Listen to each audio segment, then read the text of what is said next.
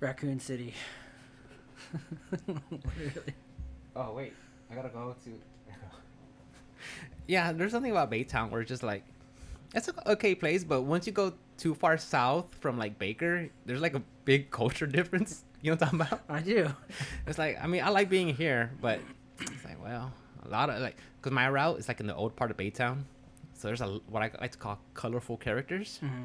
where people are just screaming at themselves or just walking down the street and like not just walking down the street, but they're just like they're like shuffling down the street. Yeah. You ever get sketchy people that try to like approach you? I do, man, I do. And people ask me like, Rick, why do you have that big old knife on your backpack? I'm like, have you not seen my route?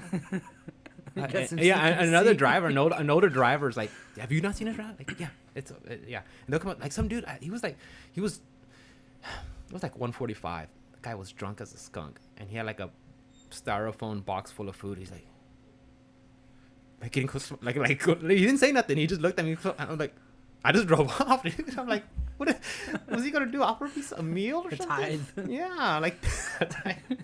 I was like, thanks, but no, I'm good. Oh. Okay, just make sure. With Magic, still playing it Somewhat. off and on. Mostly casually now. Yeah. Yeah. The competitive scene kind of died with COVID, and it's kind of coming back now. But with that death, I guess like the Pro Tour dream kind of dissipated for me. I mean, I've kind of had my ups and downs with it, and I've just kind of lost interest. How'd you get into the game anyway? I was at the Pasadena Mall, Mm-hmm. and I was walking around, and I saw two people playing in the not the food court, which is kind of like you remember the Pasadena Mall, right? Yeah, he used to have tilt. Yeah, you used to have Tilt. So not that end, but the other end towards like the Macy's, I think. Mm-hmm. There was a Dippin' Dots, Okay. and there's two guys that were playing, and they were friends of Ricker. It was a Jason Chan, Jackson Chan. I don't know if you ever met him. I might have. The same name sounds familiar. Two brothers, awesome people. Anyways, saw them playing, and I'm like, hey, what is that? What are you guys doing?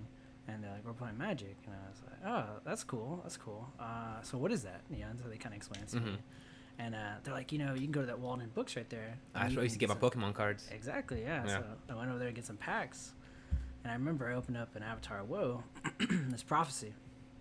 I open it up. Damn. And I walk over there, and, like a little nooblet. Oh, no, trade rape? No. I learned that first day. Because, Woe is like the Chase Rare Prophecy. Yeah, it was. That was Mercadian Mask, wasn't it? It was Prophecy. It was its own standalone? Uh, I forgot. Wasn't Mercadian Mask a block? Yeah, it was blocked. So Yeah. it was Mask, Nemesis, Prophecy.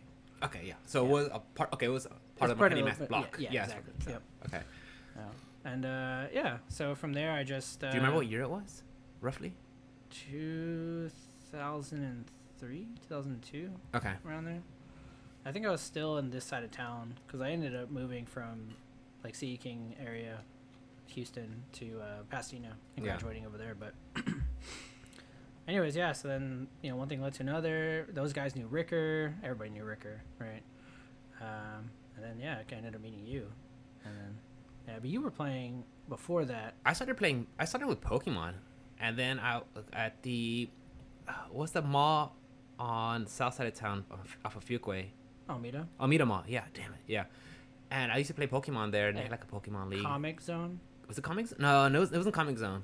Wait, was it Comic Zone? The Strike Zone was the one full of dipshits and douches. So Strike Zone's its own store, right? But Yeah. inside the mall, there used to be a store that was owned by a guy named Noel. I think. Yeah. Noel and Sal used to work there, and I don't remember ever met Sal. It was the original Horizon Games people, I think, and then they ended up moving. Oh man, this is ancient. Yeah. Over to El Dorado, and that's where Horizon Games was for a little while. Ah, okay. Yeah, so I used to play there Pokemon, and then it was fun, but then I saw somebody playing Magic. I'm like, it looks like it has more layers and depth, because Pokemon is kind of, Yeah, Pokemon's fun. It is. but it's not as deep as Magic. For real. Yeah. Yeah, so I was like, that's Magic? Okay, cool. And I just kind of deep into it, and then played, and then I was driving around somewhere, and I just saw Magic Shop or something. I walked in there, and I remember having that Madness deck. Yeah. And I was like, and a turn discard arrogant worm. Like, okay, cool. And then it's like at the end of your it was like end of your turn, discard arrogant worm. Like, okay, now discard a wonder, attack. Like, no, you haven't controlled it. No, that's part of the rules. You could do that. Like they all have flying. I'm like, yeah. I don't know, but I used to play it, and then I don't know. Over the years, it just got more and more and more and more, and I couldn't keep up with the game. Yeah, that was kind of what's beginning. That was like when I started. You know, you were an inspiration for me actually when I started. What? I saw you playing Madness, and to this day, that's still one of my favorite decks. It's fun. It's very tempo based, just throwing them off target, and then they are flying, and here they come 6/6, 4/4s. Yeah, you know, Roar the Worm. Yeah, Roar the Worm, Wild Mongrel. Yeah, it was a good time back then. I mean, still in my phone, you're saved as Rickatog because of Psychotog. That's right. Well, I got that nickname from Travis and his cousin Raymond, because we all had different like a Tog decks. Yeah. And I forgot which one I was playing, but yeah, Rickatog. Thank you, dude. It was a good time. Yeah. Yeah, I played there, and then after that, I played just a little bit of everywhere. You know, I was really bad at the game, and then I met somebody. This guy named Matt. He's so many levels ahead of us, and he would like yell at me, like kind of like it was like an 80s movie, like a montage, you know, like every time I'd make a mistake, like the Karate Kid, you know, he'd like slap my hands, like, why are you casting Brainstorm in the middle of combat or something? Wait till end of turn. Yeah, like just like, you know, why do you do anything? And it made me question. And it really kind of helped me level up in the game, and you know, I played quite a bit. So I played a lot of Magic. No, I know, because I remember at one time I think I was talking to Kevin. I was like, "You've been keeping up with Shane and everything?" He's like I think he's doing like Pro Tour stuff or like keeping up with that team. I'm like, what? I'm like, wow. And I think I remember talking to you about like your travels, and you're like, I don't know, you're like overseas somewhere. Did you go to Europe or nothing? I did go to Spain. I qualified for one Pro Tour in my life. Yeah. And it was in Spain. It was kind of cool. They was, you know, pay for everything. They fly you out.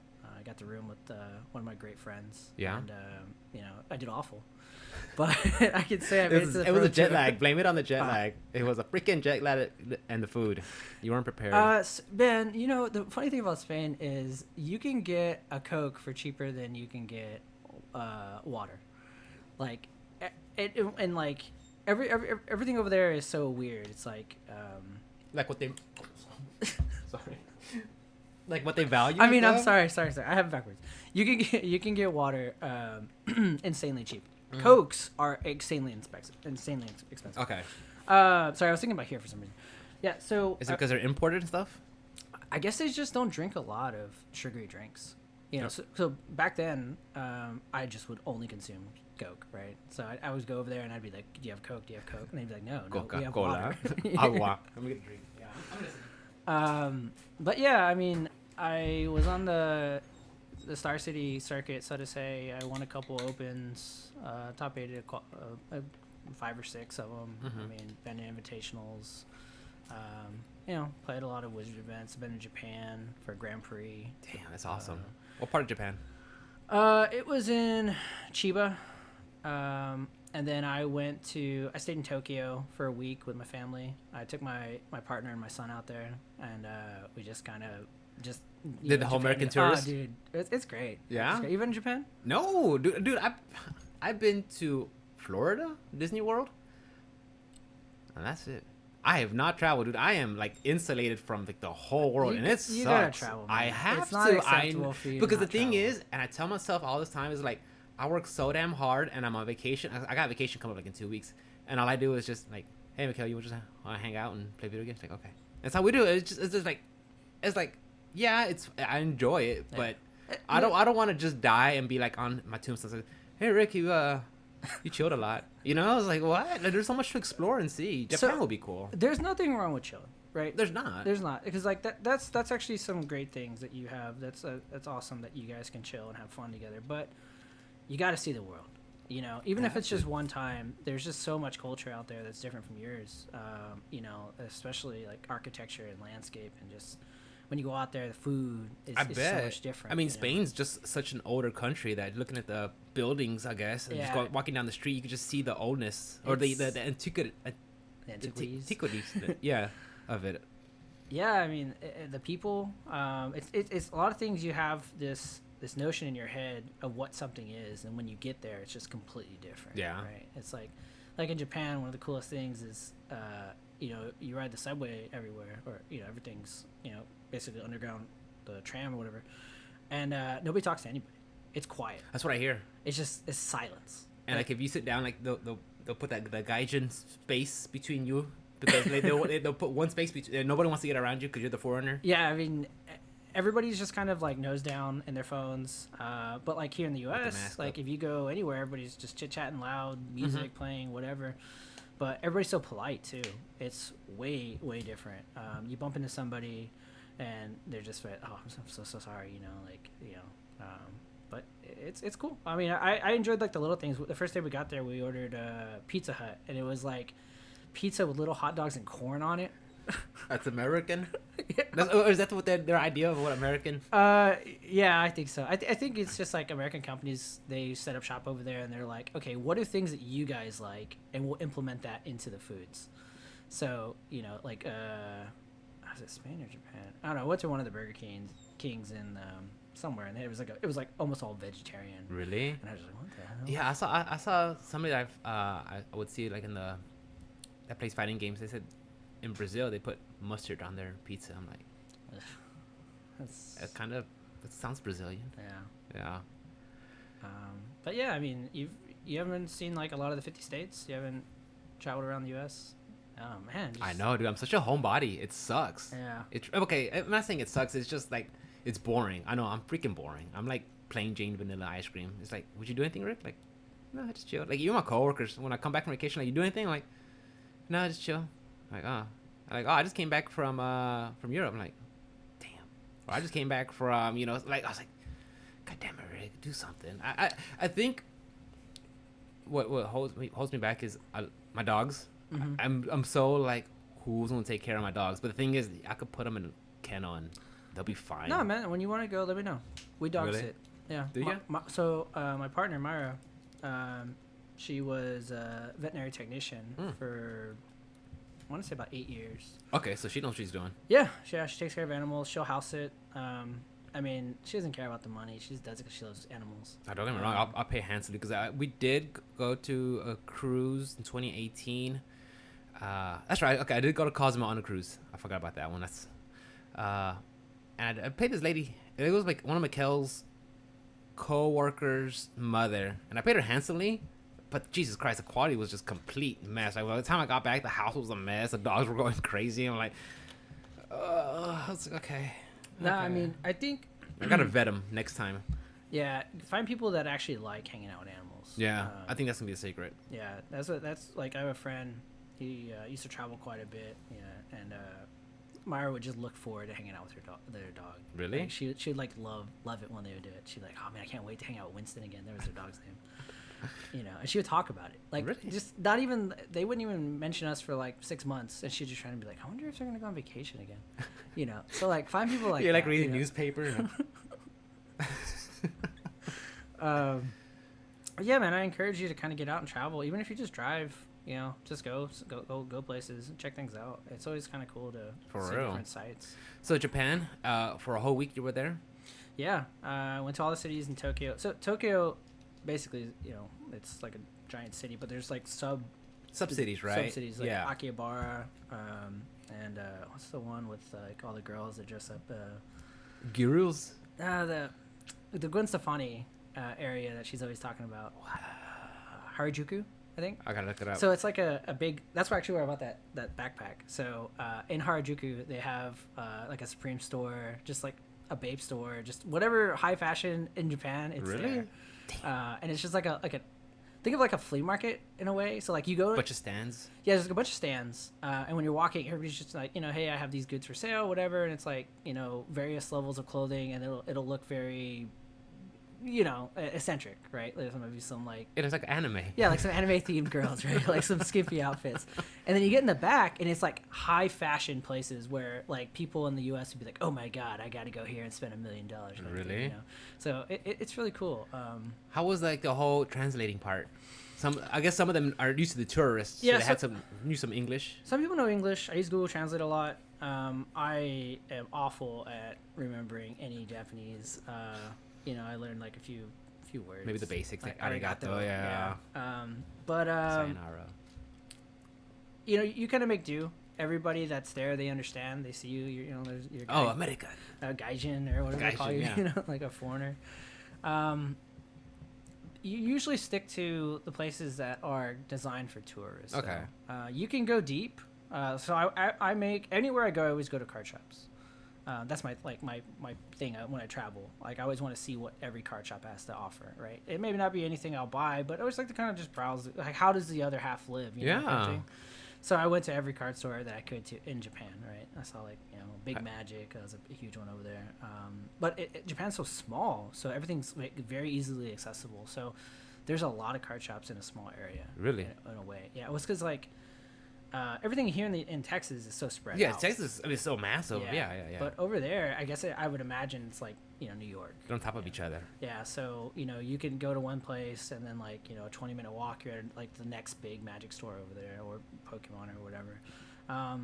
Yeah, so I usually go and I try to buy something as like a remembrance. Like I might find like a card and if I'm like I'll buy it and I'll write my name on it or a date. Kind of travel. When I was here, yeah. Yeah. Is Pokemon the big one over there? Hands down. Well, I specifically went to magic shops, so I'm not sure like how big Pokemon is over there. I'm sure there's a huge scene, but that's not my thing too much. So Cat's trying to get down on the podcast. Yeah, that's Misty. We got her for Mona because I was making a delivery, and Mona was tiny, and he was stuck in a tree. So I climbed out the side of my truck, stepped on the side of the seat, picked up, grabbed him, and I brought him down. And I just set him down, and he ran towards me, and then underneath my truck, I was like, oh, I can't just leave this little cat here, So I called Mikhail. I was like, Mikhail, got this little cat. I was like, okay. And then he's what they call a Kentucky Bombay. They're all black, and they're super bossy and have a lot of energy. And I'm like, okay, all of Mikhail's cats are all older cats, so they don't want to play with them. So we needed to get a smaller cat to be his punching bag. Oh. She loves it, but she beats the shit out of him though. So, yeah, that's how it works out. Oh, how many pets do you have? Mikhail has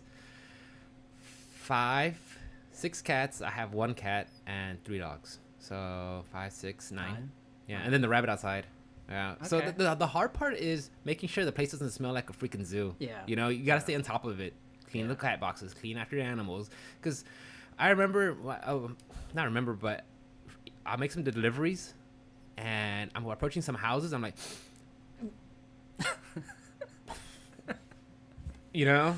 I was like, yeah. So I always try to just take care of the house, and always try to make it presentable. So like when Mikhail's like, who's coming over? I'm like, Shane. She's like, how'd you reconnect with Shane? I'm like, we always kind of kept in touch here and there, but yeah. She's like, well, make sure you clean the toilets. I'm like, okay. So I was like, okay, just for Shane, I'm gonna go scrub toilets. I gotta make the house presentable. I also have 10 pets. So, yeah. Yeah. Okay. So you know the challenges of being on top. And when one of them gets sick, or you have to feed them, stuff like that. Yeah. Keeping up the litter boxes is probably the trickiest thing, especially when you have multiple cats. I don't know how many litter boxes you have per capita, but per cat.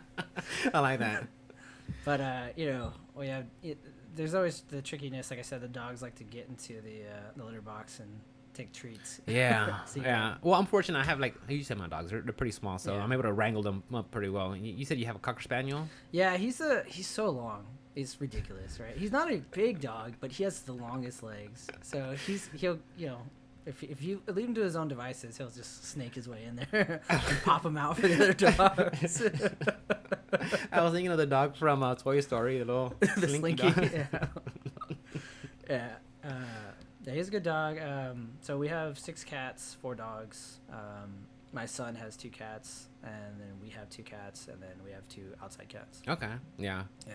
We have a couple of outside cats. We just, when we see them, we feed them. There you go. And then it kind of breaks your heart when they don't come back after a couple of weeks. You're like, okay, what happened? Yeah, a lot of those outside cats, they're not like we get the cats and then put them outside. They just show up one day. They just show up and they're your cat now. And just like a scoop of food. and some water, and and they're just like, okay. I mean, it's not like you technically own them, but they're just, oh, here's some food. And, Yeah, there's some neighbor cats that come and they'll eat, and then they'll take off, and whatever, we'll see them every now and then. But yeah, but I think that's the problem with me though. Like, I love my dogs a lot. I mean, and my cat Mona, but trying to find, and the cats could probably be fine for a couple of days, but the dogs are the one I'm worried about. But in the end of the day, I just gotta be like, take them to a kennel. You'll be all right, Rick, and explore, because, yeah, I mean, you've already seen Europe and Japan, and I'm not like competing against you, but it's just like man, I already have, and here I don't know, it just sucks. Yeah, I mean, life's a journey, right? Like, it so is. However you approach that, I think you have plenty of time in life to do. You don't beat yourself up about haven't been here or there. I mean, I think that's one thing I suffer from. It's like I've done a lot of things, but now I want to do more things, but I want to do more things in a different avenue, right? I want to spend more time with my family, because like when I was younger, I played a lot of Magic and I traveled. I didn't spend that much time with my family, right? And so that's another reason why. I mean, I love Magic, but it's like a time sink. It's huge, because if you want to be good at it, you have to commit a lot of time to it. And I'm at a point in my life where it's like, okay, I've traveled the world, and I've played the game at the highest level, one of the highest levels, and it's like, all right, what else is there to do now? So I'm kind of looking for more things to do in life to kind of broaden that that itch, I guess. So how did you pursue that itch of wanting to be like really good and competitive in Magic? It's just something that you just, when you'd wake up, you're like, man, I just want to keep playing, or you think about stuff before you go to bed, or just look at meta, builds and going on. Like, what was about Magic itself that made you want to like compete? Yeah, I think I've always approached things just like, all right, there's an event coming up. All right, so what is the format? Who's going to it? Are my friends going to it? Do I want to win this event? If I do want to win this event, so let me put in some time. When I very first started playing, I actually would look into like, all right, what's the meta like? What's the tech? Like, how do I kind of rise above that? Then at some point, I just started to become really lazy. Yeah. And I would ask people who are smarter than me. I'd be like, hey, what do I need to do here? I mean, don't get me wrong. That's kind of a mindset what I do. Not that I ever played fighting games competitively, but I'd hang out with people who really know fighting games, and I just kind of like surround myself with that kind of crowd and mentality. Like, all right, guys, so what's the meta? What we're doing? What should I look out for? This I'm up. Okay, I'm about to fight Testament. What I gotta look out for? And I'm playing as Leo, or I'm playing as whatever fighting game. And I just kind of like, all right, guys, what do we do? And stuff like that. I would surround myself with people that just were like-minded in what I was interested in. Yeah, I think that goes, for a lot of things, right? If you ever want to get better, just surround yourself with people who are better than you. Yeah. But yeah, that's kind of what I would do is basically just like, hey, what are you guys doing? There's an event in New Jersey, or there's an event here. There's an invitational, and I was kind of be like my own worst enemy though, because I'd want to win, I'd want to do well. At a certain point though, I saw there was like a period in my life where I did pretty well, right? Mm-hmm. And then after that, I didn't do very well for a long time, and I was like, man, I'm awful, or I beat myself up. Did you lose the drive? Yeah, I think what I lost was, that want to actually like. Well, I guess I just didn't believe myself enough, and so I would self-sabotage, right? And so instead of like trying to play as much as I possibly could and actually look into things and compete, I would just wait till the last minute, just pick something random, play it, show up, do bad, and then blame, I don't know, luck or something stupid, Yeah. And then you start to realize like, hey, it's your own fault, So then that's when I started taking a step back, and it's like, all right, why am I doing this? Like, why am I paying all this money? Because it became, instead of me like winning money or things like that, it became more like an investment. You're pouring more money into it. Yeah, I'm pouring money. I'm not getting anything out of it. Because depending on what format you play, right? I know when I used to play, it used to be called Extended, so it used to just get kind of bigger and bigger, and then slowly they would rotate out things, cards, and then I knew there was like, it would be called Type 2 for a while, where, standard, and then, there was like, what's it called? When you just had to use like stuff from the same block. Block constructed, yeah. It doesn't exist anymore. It doesn't. Yeah. But the thing, I was talking to my friend Johnny, and he's like, "Hey Rick, Wizards of the Coast, they just pump out cards now, like really? Because when I used to play, Yeah. It used to be like every 3 months, and then maybe like 7th edition or like a special promo, like a special like standalone will be like mixed in. I was like, okay, so I kind of had time, and I don't know how it is now, but it feels like, I guess they just keep them buying, keep them buying. So that also kind of people have wallet fatigue now. There's so many sets that come out. They basically, when spoiler season for a set comes out, it'll be just off the heels on the last set that's released. So for for example, New Capenna, which is a recent Magic set, just came out like a couple months ago. As soon as it's released, the newest set, which is Dominaria United, which has just come out, immediately previews start coming out like the week or the 2 weeks after release, you know. And so people they get so hyped up and they buy the set, and then as soon as they buy it, like, you know, a month and a half, 2 months later, another set comes out, and it's like that stuff's trash now, you know. And that's kind of shifted a couple years ago. I want to say 2-3 years ago. But, you know, Magic back when we played, Unite specifically, yeah, it was that, like, you know, I don't know if it was like 2.5 blocks a year or something, and then you had the core set, kind of what you're describing, and you had time to absorb everything. I think with the advent of the internet, kind of, obviously the internet existed when Magic, you know, kind of was there, but the way technology has moved has kind of created this, everything's solved, and then everybody gets everything in, like, you know, you get it whenever, as soon as it's available, you get the information.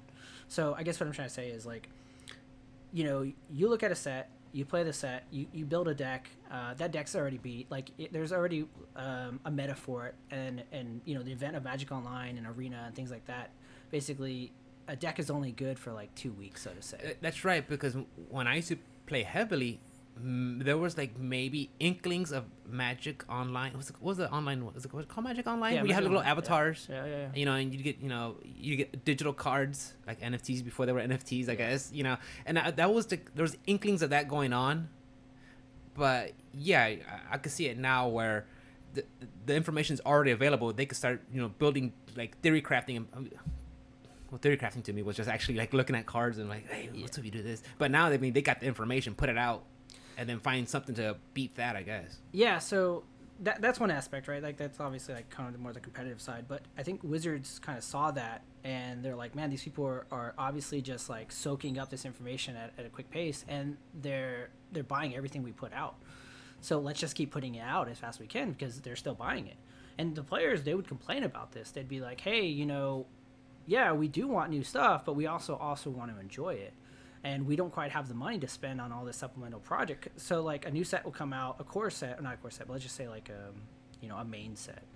Well, then you have, like, the Masters set, like Modern Masters, Eternal Masters. And, you know, what those sets would be is, like, reprints for other formats. And, you know, so basically, you almost have a set, like, every month and a half coming out. Whether it's a real set or, like, a small product. Maybe it's, like, an unset or secret layers, you know. So I think this culture of, like, everybody wants something now, and, you know, you can get it instantly. Wizards saw that, and they're like, hey, let's just feed Cashed in, yeah, feed it, yeah. Yeah. And so, because the mentality changed, because back in the day, things were more, you know, they were more slower, they're more organic. You know, you would go into your local game store and you would buy product. Now they're like, hey, everything's online, I can get it instantly. Why even help out the local game store? Let's just sell it straight from Amazon. And that's actually where, you know, Wizards sells a lot of stuff direct through Amazon. Yeah. Now, and the LGS is hated. You know, because it kind of, it all that organic, you know, community that was built to support this is kind of just gutted now.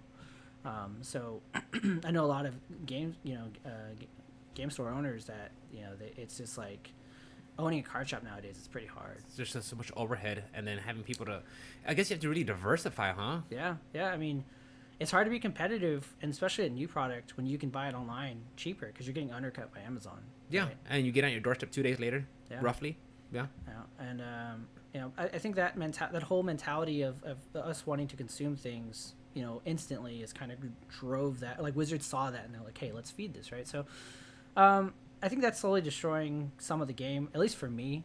You know, I don't know about for other people. I mean, obviously, if people are buying it, they want it, but So many products come out. I mean, I think everything looks cool, but I mean, it's just like so much. You can't keep up with it. I mean, yeah, it's like I don't even have enough time to play every format there is, and let alone every new set and look at every new card. And so, so I basically took a step back and I said, hey, what do I like about Magic? It's hanging out with people.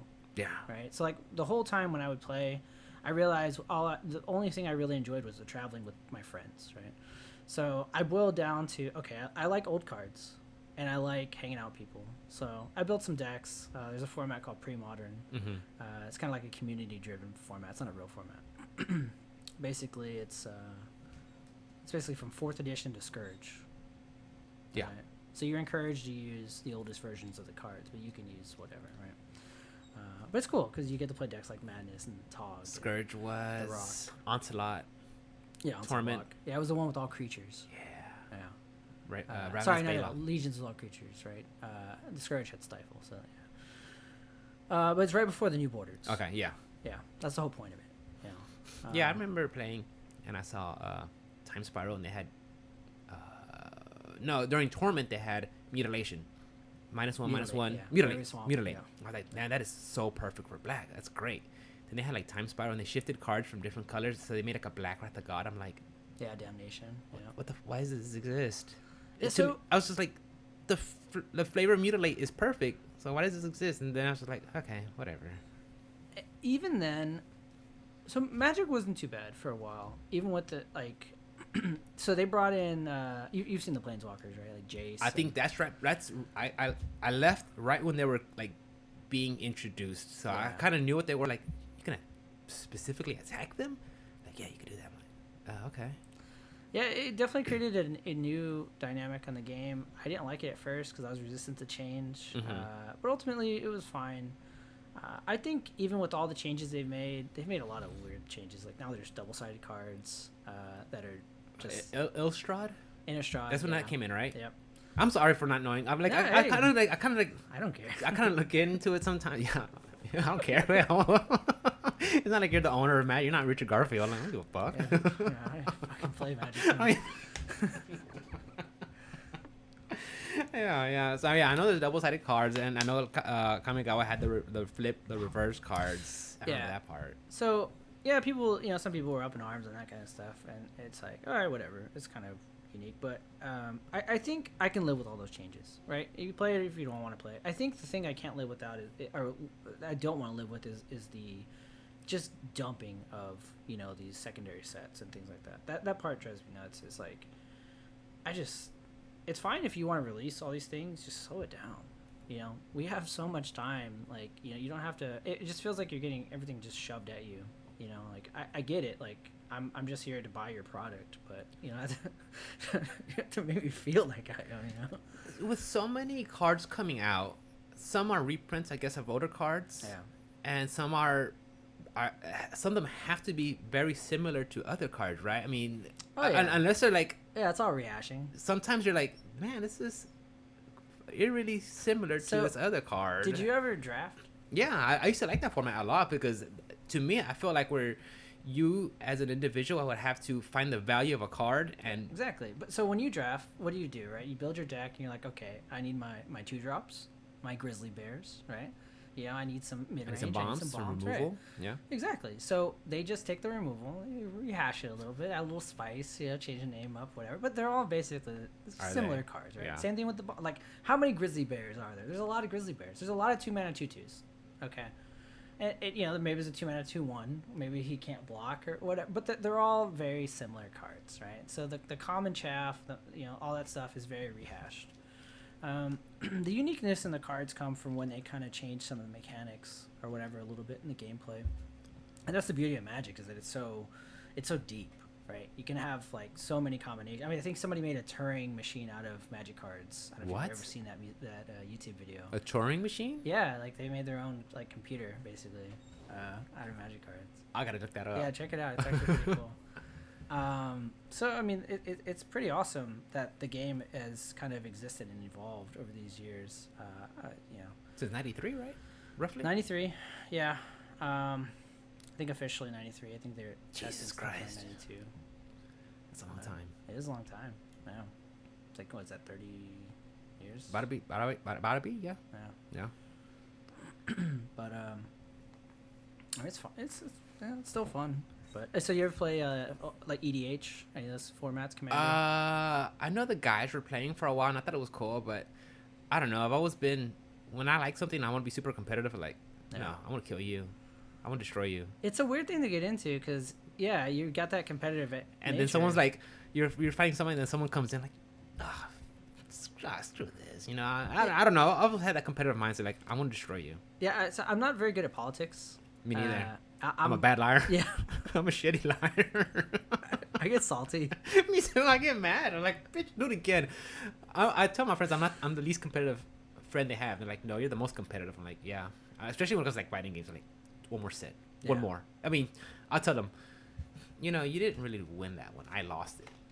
And they're like, Rick, you can't take a loss. Oh man, I use that. I know. A lot. I know. I'm sorry. It's so bad. I'm sorry. It's like you could technically you won, but it's because I lost it. Yeah. I'll be like, oh, I could have done this. Yeah. And yeah, you only won because I messed up. Yeah, and I try not to be that person, but sometimes, yeah, I'm that person sometimes. Yeah, it took me a little while to kind of see that, because I would do it to my friends, right? Like we'd just be playtesting. They'd be trying to make me better at the game, right? And I'm over here getting salty. Yeah. Yeah. Yeah. Yeah. I wish I was better at fighting games. That's one thing. They're hard. It's so, I don't understand like how people can be so good at the hand-eye coordination, because like the timing is like, especially like frame and perfects. the execution. Yeah. Yeah, I mean, I have some obviously, some friends that, you know, from Pasadena, that, you know, they used to play, and I'd be their punching bag. And, I mean, the best thing I ever got was, like, Soul Calibur 2. Yeah? Voldo. He's all... yeah. I know Ian used to play Voldo all the time. I don't know if he still does. Well, I don't... Well, Soul Cal 6 was the recent one that came out, but it didn't really grab... I don't think it really got any traction. Yeah, I think 3... or maybe 4 was the last one I played. I think I definitely played 4. Mm-hmm.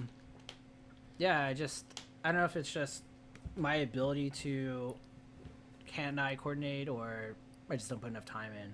But never really been that great. I love fighting games though. I love the lore, story. Yeah, I mean, I think the stories are kind of awesome. When it comes to Street Fighter, that's the one I follow the most. That's like my first love when it comes to like fighting games. Mm-hmm. So I've always been a Street Fighter fan. I do like the story. But playing fighting games, it's the whole, you get knocked into the corner, you're about to wake up, you have to think of X amount of things that they're going to do before you wake up, and what you're going to wake up with. And that constant, like, are they going to Oki? They're going to go meaty? Are they going to go overhead? They're going to do nothing, go for low? Like, and you have to think about it real fast, and then here goes the game, and do it again, and you have to learn how to adapt and do everything. So to me, that's why, when it comes to video games, I love fighting games. I love soul games, because I love games that give me a challenge and push back. And some people will be like, oh, that's not fun. Like, well, to me it is. I like a challenge. Some people are like, I don't know. I get like super passionate about it because I love video games. But no, they're like, yeah, I like The Last of Us Part 2. I'm like, what do you like about it? Good story. I'm like, well, watch a movie, read a book. I don't know. Oh, come on. You know? you don't like Final Fantasies? I do love Final Fantasy. Okay. I love turn-based RPGs. Now, up to like Final Fantasy like 10, but I see the ones now.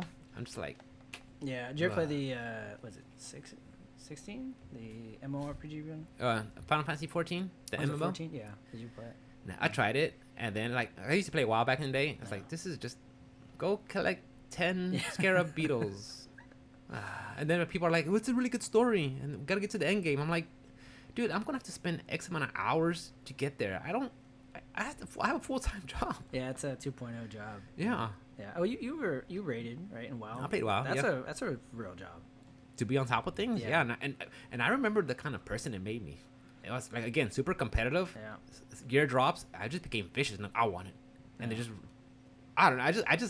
I look in retrospect. I'm like, you got upset over a bunch of ones and zeros. Ugh. You know, I mean, of course, everybody could reflect and find problems, but it's just like, I don't want to be that person.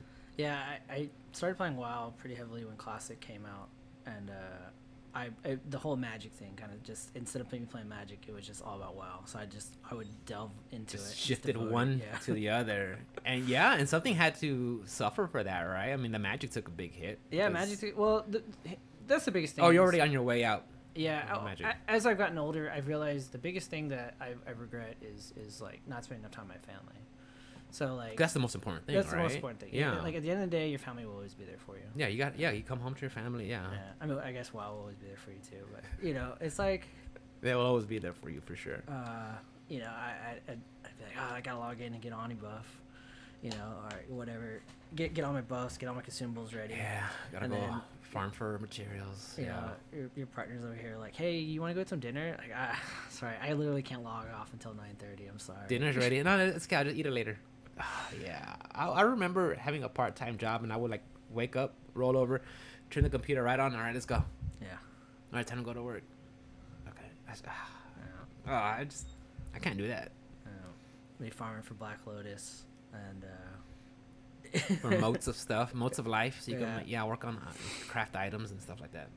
So yeah, the Final Fantasy MMO, like, and some people they play just because that's like their social escape. That's where they could like socialize with other online friends. And I never thought about it that way until I had a conversation with my friend Trip, and he told me about it. I was like, that's I guess some people could use it as a social escape to hang out with other people.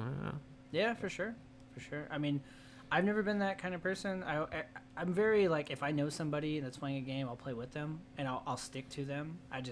But meeting new people in games never really been my thing. But I definitely know people where all their friends are online people, right? And that's fine too. It is. Yeah, it's reached around. But yeah, it just like you said, in the end of the day, just family is just more important because your wife's there. You should hang out with her, because you never know what can happen. I used to take time for granted so much. Yeah. I can always do this later. Mm-hmm. I can always, hang out with Sebastian, my son. Whenever I got plenty of time, and then you realize. And they grow up so quick. Yeah, your son's 16, and you're like, oh, okay. He doesn't want to play Halo with you anymore. Well, can't do that anymore. Well, that's done. So. Is your boy 16? He is 16. Wow. Yeah, he's a big boy. Yeah. He's a good kid. Sorry about that. Left my phone in there. And yeah, I thought was that a train? We do have a train back there. You start becoming like just used to it every once in a while because like, oh, here's a train again. Yeah. How is it trying to make time for hobbies and having a kid? Well, he's older now, but when he was younger, though. I think that's kind of where I regret some things in life. Focus too much. If I regret anything in life, it's that I spent too much time trying to chase dreams or play games, or instead of spending more time with my son. He probably doesn't remember, but it's one of those things. It's like. But you're gonna remember. You remember it. Though. Oh yeah. You gotta live with it. Yeah. Sometimes it bothers me. I mean, I always think our relationship's fine. He's a great kid. I love him to death. He's smart. He's way smarter than I. He can divide. Dude, I hate math. I look at him and I'm like, you're a genius. I mean, I'm making fun of myself mostly. Anyways. Yeah. I mean, if there's anything, I guess it's mostly I had a good time in life, but I realize now that I want to pursue more relationships with people, friends, family, whoever, just like, because you're not on this world that long. No. And I used to really not understand that. Oh, man, it's one weekend, whatever. I'll go to Dallas. I'll play in this event. Next weekend, I'm going to go to Columbus, play in this event. And then, time just passed by so quick. So real fast. I didn't really balance things very well. Not to say, I mean, I was definitely involved. Mm-hmm. But it's like you always wish you could do more, right? I think part of it too is that I'm not a millionaire because of Magic, so it's like, well, I wasted a lot of time. Again, hindsight 2020. Yeah. So I mean, I that's what kind of what this pandemic did. It kind of realized, like, it kind of made me realize that you don't have to go out every weekend, Rick. It's okay. Yeah. And I kind of just got used to just staying in on the weekend and relaxing. I mean, I am older now, so I can't just party. Like, I remember talking to Mikkel and the gang. We're like, remember when 11 o'clock is when we first just started to show up to the party and get crazy and then do it all the way to 5 a.m.? Now it's like, what are you? No, I can't do that. Yeah. At all. Just stay home and chill and relax. You're fine. Yeah, no. Now somebody's like, "Hey, you wanna go party and drink?" You're just like, not really. You know, I kind of want to just watch some TV. Yeah, chill. eat I'm some fine. food, you know? Yeah, I don't like waking up like that anymore. Yeah. It sucks. It hurts. I just I think I just kind of burnt out on that stuff. Yeah. You know, done so much of it, and you just now just you know, see what my friends are doing. Hey, what are you guys doing? You know, barbecue, whatever. Go check it out. That sounds like fun. Yeah. And then, I was kind of telling you earlier, it's like I don't play a lot of new games. I'm kind of stuck in my. Me too. Like I like what I like. 2006 era. I like what I like. I'll replay Metal Gear Solids. Yeah. I kind of want to play it, but I'm afraid that the nostalgia and memory where I'm in the pedestal that I have it on is going to be ruined if I go back and play it again. I don't know if that makes any sense. I recently picked up the Mass Effect Legendary Edition. Sure. Because I used to like Mass Effect, you know? I still like it. But then I went back and played it. I'm like, ugh. Yeah. This thing kind of sucks. I don't want to do that with Metal Gear. I love it too much, you know? Especially Snake Eater. It's up there. MGS1 it does not look good. No. It does not. I'll tell you that. Anything PS1 did not age well. But the story is so insane that it carries itself. I think it's like you kind of just overlook the graphics. You know, I've also not been a big graphics person. I played Diablo 2 before Resurrected for so long, so I don't care about graphics that much. Yeah, to me, gameplay is king. Yeah. Is it a good story? Is it a good game? Is it fun? Is it engaging? Cool. And now if it's pretty and extra, you know, I like that's bonus. But yeah, how good is the game itself? And that's why, again, going back to Souls games and fighting games, is like how good is gameplay mechanics? Because Guilty Gear Strive, really pretty game, but when you're in the zone just you're looking at your character, the space between your character and your opponent, you know, all the background and everything that completely goes away, and I'm just focusing on these two characters, and that's all that matters for me. Yeah, I actually like Guilty Gear. I'm awful. It's cool. So bad at it, but I think it looks cool. Yeah. It's stylish as fuck. I remember back in the old mall days, walking by at Tilt, I was like passed by the Guilty Gear arcade, and I would think to myself like, it's kind of like fighting games with everybody has weapons, and then I'd see Slayer. I'm like, Slayer doesn't have a weapon. I'm like, huh. And then, you know, that's how I was just out of a Guilty Gear. Like, it's there. Because I always just played, you know, Street Fighter. That's it. So I just like the art style, and then every time I'd walk by the cabinet, I'd hear that what does it say, like Ready or Die or something? Heaven or Hell. Yeah, it's so badass. Like, man, what is this? Yeah, and I didn't even know like, oh, that's an anime fighter. I'm like, what? I didn't learn that term until like late. Like anime fighter. What's that? Games that came like originate out of like Japan and have a certain style and like super jumpy. I'm like, oh, okay. Yeah, there's a game I went to. I think it was a Cidercade in Austin, and there's a game called, I think it's called My, and it's basically like DDR. I call it hand DDR.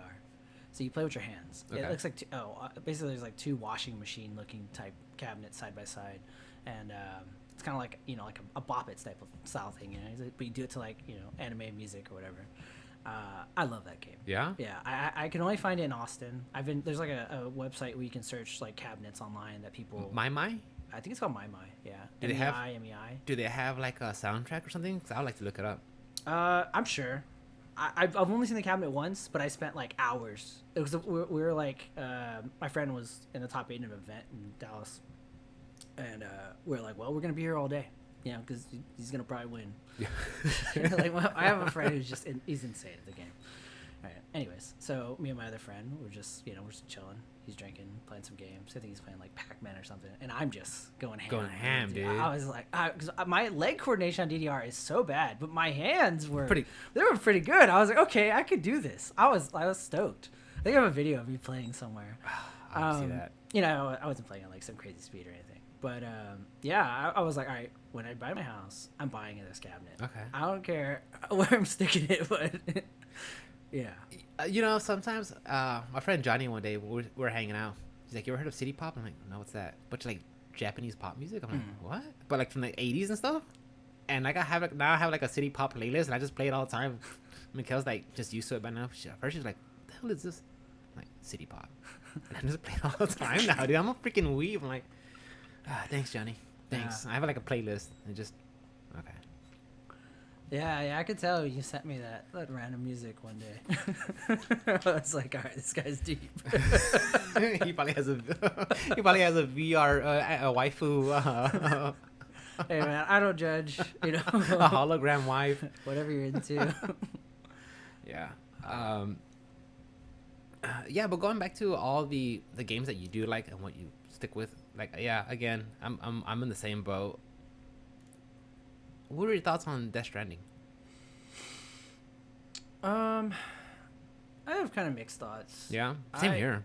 I don't want to be a fanboy and be like, oh man, Kojima is so genius, and I mean, like, it's cool. But it just wasn't really my thing in terms of like.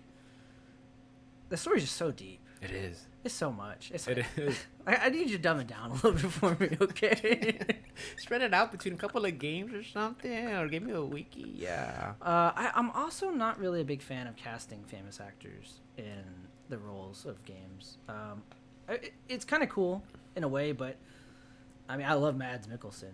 But handsome fuck. Yeah, it's just at some point I kind of like the newness. You know, I don't really want to associate those actors with characters in games. I don't necessarily think should never be done or it's taboo. I just didn't really too much care for that. You know, I love like the great thing about Solid Snake is just like there is no Solid Snake, right? I mean, I know he's based off Iroquois Pliskin from Escape from New York. Yeah, but. You know, it's like it's the mystery. It's like David Hayter. That's it. Like I know the voice. Like I can associate with the voice actor, but you know, I don't think of like a real person. But when I look at, I don't remember the main character's name. Norman Reedus. Yeah, Norman. But what was his name in the game? It was something. People are listening on me mad at us. They're gonna scream. What was his name? Bridges. Sam Bridges. Sam Bridges. Sam yeah. Porter I remember Bridges. It was something. It was about the yeah. So. Yeah, I mean, I just picture Norman Reedus. Yeah. You know, when I think of Death Stranding, you know, it's whatever. I mean, but just the story was a little deep for me. Don't get me wrong. I mean, the Metal Gear Solid story is insane. It is. Like, I don't know. I think maybe I've just been so like burnt out on so many deep stories. I just kind of want something a little more grounded. Yeah, more grounded. Or just kind of straightforward. It's because it's just like it's out there. It's just like trying to be like, okay, so the fifth right, so is the fifth extinction? Is he alive? Yeah. That's who? Related to him? Okay, yeah. Yeah. But I always love, like, his depth of characters. The names of the characters are always pretty funny, though. Like, Dead Man. Dead Man. Cold Man. Heartbreak Man. I was like, is this Mega Man characters? Yeah, I mean, I honestly, I forgot who I was talking to, but they're like, all right, Rick, if Kojima's name was not attached to it, would you have liked this game? I'm like, ugh, that's a good question. I don't know. I'm with you when I have like mixed thoughts on it. Some days I'm thinking, yeah, it's a really good game. Everybody should experience it. And then I'm thinking, well, I don't know. Why is this here? You know, it's a freaking walking simulator. You know, but again, that's just my thoughts and opinions. It varies per person. Did you finish it? Yeah. Yeah, I did. 2.5 hour cutscene at the end. Yeah. It was crazy. I tried. And the walking was just so much. I was just like so much, or just monotonous. It was just monotonous. You know, I mean, again, I definitely had fun the times that I played, but I just was like, all right, I have to remember so much. And then menus on menus. Oh, insane. Yeah, that drove me nuts. The other thing too is that like a lot of times when I play games, I don't sit down and just knock them out all at once. Right? I take breaks, like a week break sometimes between sessions. All same here. Just because the way my life is scheduled, you know, especially when I play a lot of Magic, I would pick something up and I may not touch it for a month, right?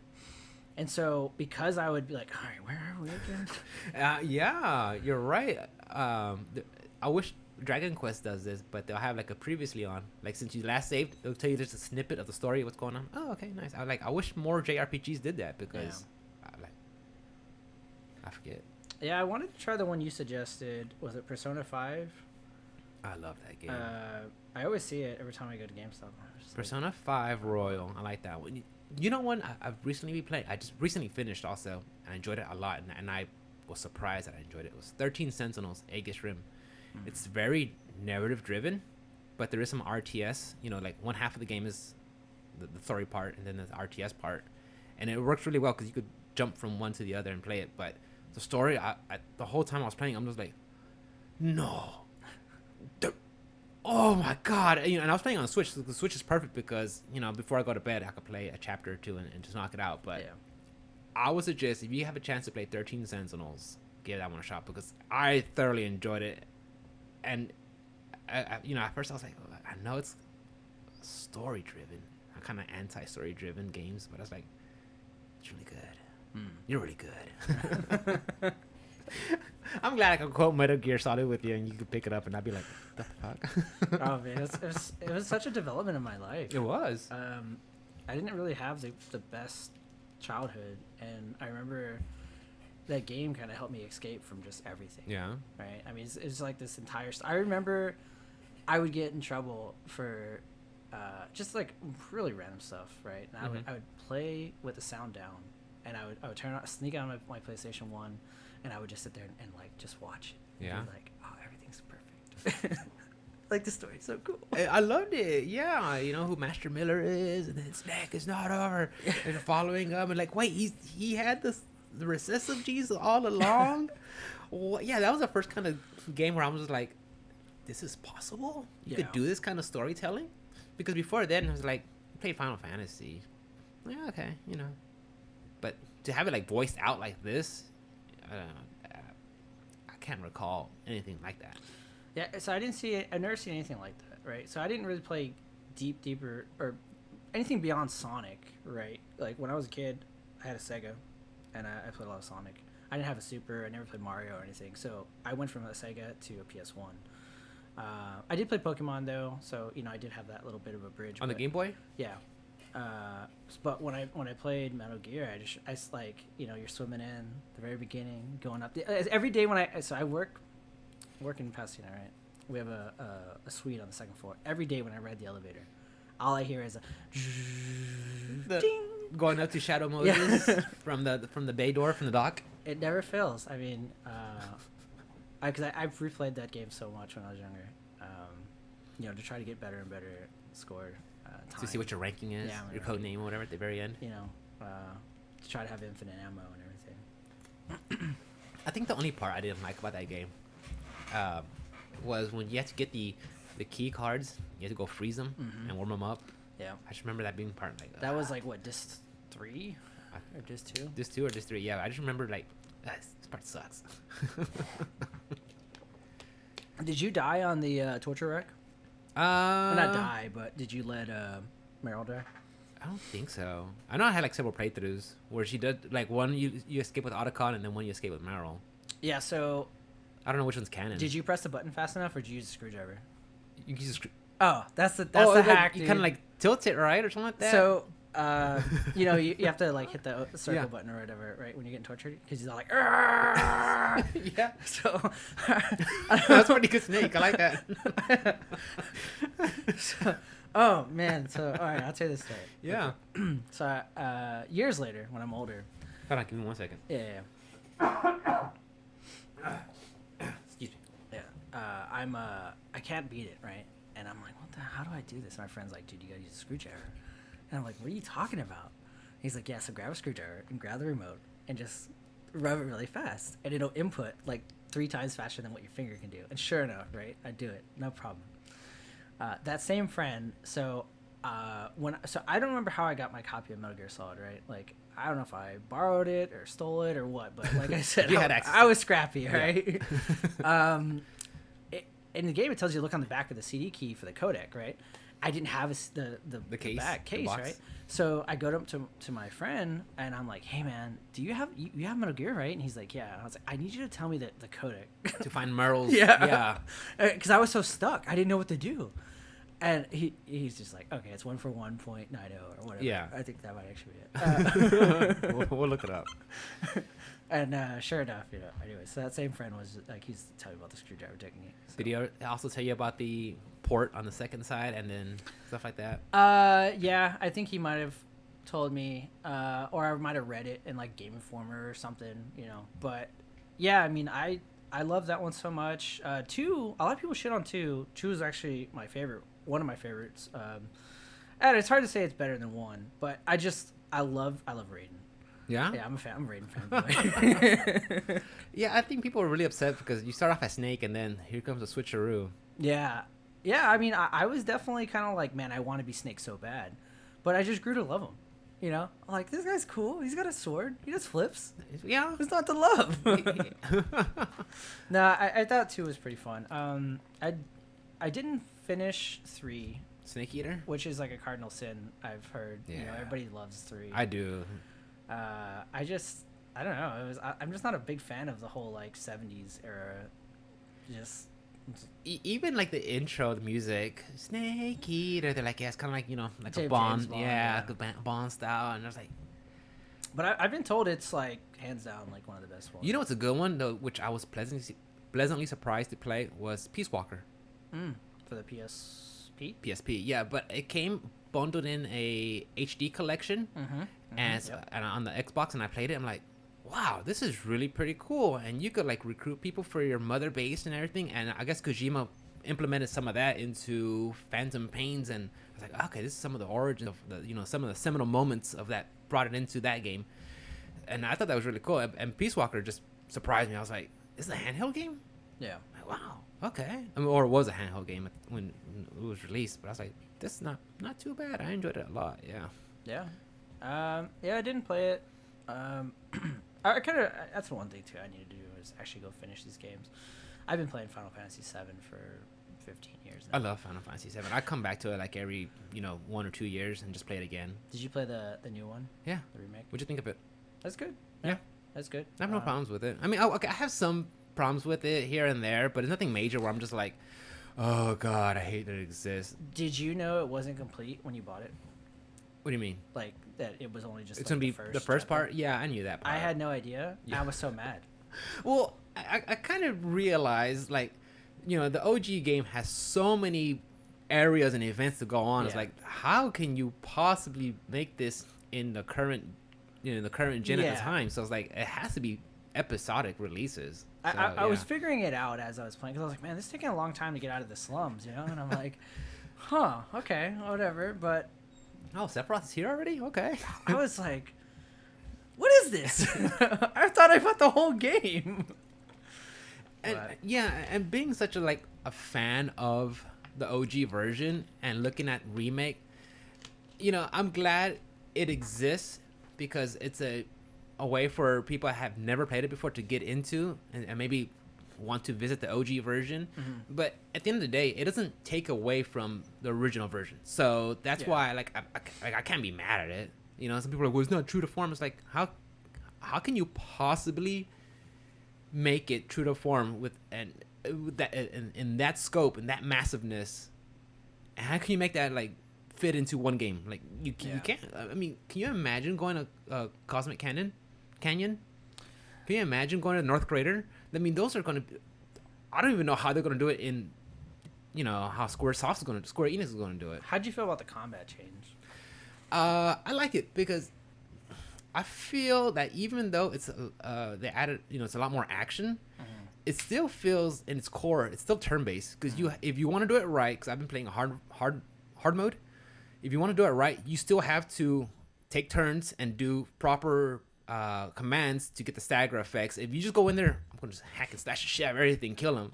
I mean, you might do that on normal mode, and you might get away with it. But when you really start going to the bosses or hard mode, no, you got to plan out and execute and turn it in turn based. So I'm okay with it, and it's fun. So You think when the new chapter or episode comes out, they're gonna let you carry over your character? I would hope so. They would have to, right? I would hope so. Yeah. Because that's the one thing I was wondering. I was like, this is gonna be a pain because I played it on PS4, and I would assume by the time it comes out, I'll have a PS5. So it's like, how do you even manage that? I don't know.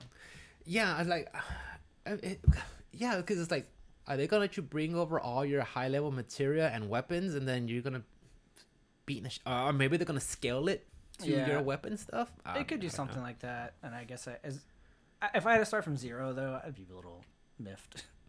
But then I wouldn't be surprised just the way the story is, where they're like, oh yeah, that never really happened. You're in Yeah. something else now, which, again, when it comes to storytelling, I'm like, okay, there's gonna be some differences, Rick. There's gonna be some differences, so Yeah. don't go in there expecting this and that. So I was like, okay, No. that's fine. Yeah, I try to enjoy it for what it is. One thing is I'm it's pretty hard for me to be disappointed in things. You have to really like even Catch like, away. you've seen the Dragon Ball movie, like the live action one. All right, I was just putting that, you know, Yeah. but it has to be like really bad. It has to be, yeah. Usually, like I'll walk out of something or a game or whatever movie, and I'll be like, okay, it's fine. Everybody was shitting on it, and I was like, I thought it was kind of cool. So, I mean, it'd have to be like completely turned upside down. Like you only get 10 hours of gameplay. There's like in-game purchases or something. I hate that. Then I would hate it. Yeah. But, I walked out of Pirates of the Caribbean. the first one? Yeah. How? I don't know. I think I was on a date, and then I'm like, I'm done. I could never. Again, Mm-hmm. I was younger back then, so maybe I don't have refined taste. So maybe I would like it now. I mean, I don't know. I don't know. It's a fine movie. It's not like it's gonna win some kind of yeah, Emmy or it's not a something, Scorsese. or whatever. It's not The but- Departed, you know. Yeah, but I don't know how it walked out of it. But I did. I don't know. Maybe it's. And ever since then, I'm like, fuck pirates.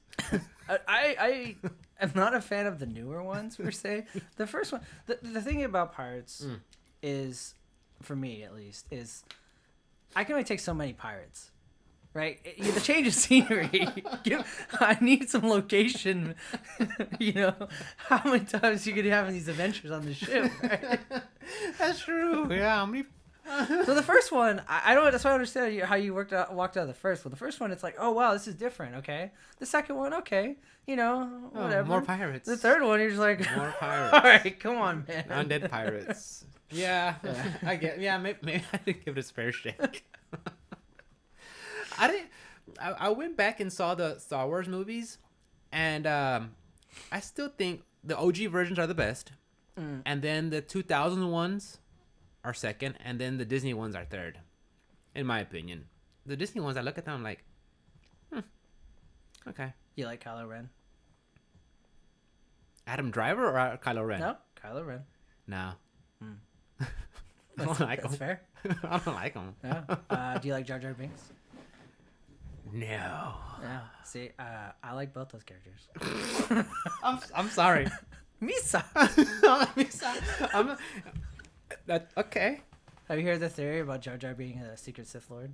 Yeah, I thought that was so like if that's true, Yeah. that like okay, well played. Yeah. If that is true, if Lucas was going for that move, I'll be like, all right, let's see where we're going. I'd go farther. I'd explore that. Yeah, I think I agree that some things about Kylo Ren is kind of silly, like his lightsaber. Isn't it? Isn't it? It just feels like Disney trying to like let's make up more crazy cool shit just to appease. Yeah. Like what's wrong with the plain Jane lightsaber? Yeah. I don't know. I thought he was very emo. I mean, same thing everybody else thinks about him. I didn't hate it though, but that's kind of like how I approach everything. Instead of looking at that and being like the movie's dog shit, I just appreciate it. Like, okay, there's an emo wannabe Sith Lord. Like, okay, he's cool. That's a good way to approach things. He's got emotional problems. Daddy issues. Yeah, everybody's got problems. Right. Like, But yeah, that's true. he's not going to be the most badass. Like, okay, he's going to cry a little bit. But, that'd probably be me So do if I. I was. So do I. Yeah. I see myself in him. I went through an emo phase. Oh, that's funny. But yeah, I mean, obviously they're originals of the OGs. They're awesome. I'd say I pretty much agree with your assessment in the order of which ones were great. I mean, they all have their own ups and downs. Like, there's cheesy moments in all of them. For sure, yeah. There's some times like, or Anakin, teenage Anakin, like some of his remarks and stuff he says, like, oh, shut up, dude. Yeah, that's true. Yeah, and like the death scene of Christian, Anakin, but whatever is it, Hendelson, the actor that plays. Yeah. Like when he doesn't die. Sorry, when he gets his arm cut off or whatever. Like that's just ridiculous. When he's like screaming. Yeah, I think in this day and age, where everything just gets amplified through the internet, through social media, where if someone doesn't like it, this is the worst episode ever, worst series ever. I think I'm hearing that now with like She-Hulk.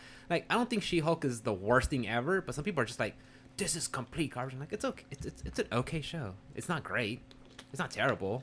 Yeah, I think people just don't understand that not everything has to be for them at all times. Like, just enjoy it. If you don't enjoy it, move on. Yeah. You know, I mean, you can shit on things. That's fine. Yeah. But I think people take it too seriously. It's like, all right, it may not be that great.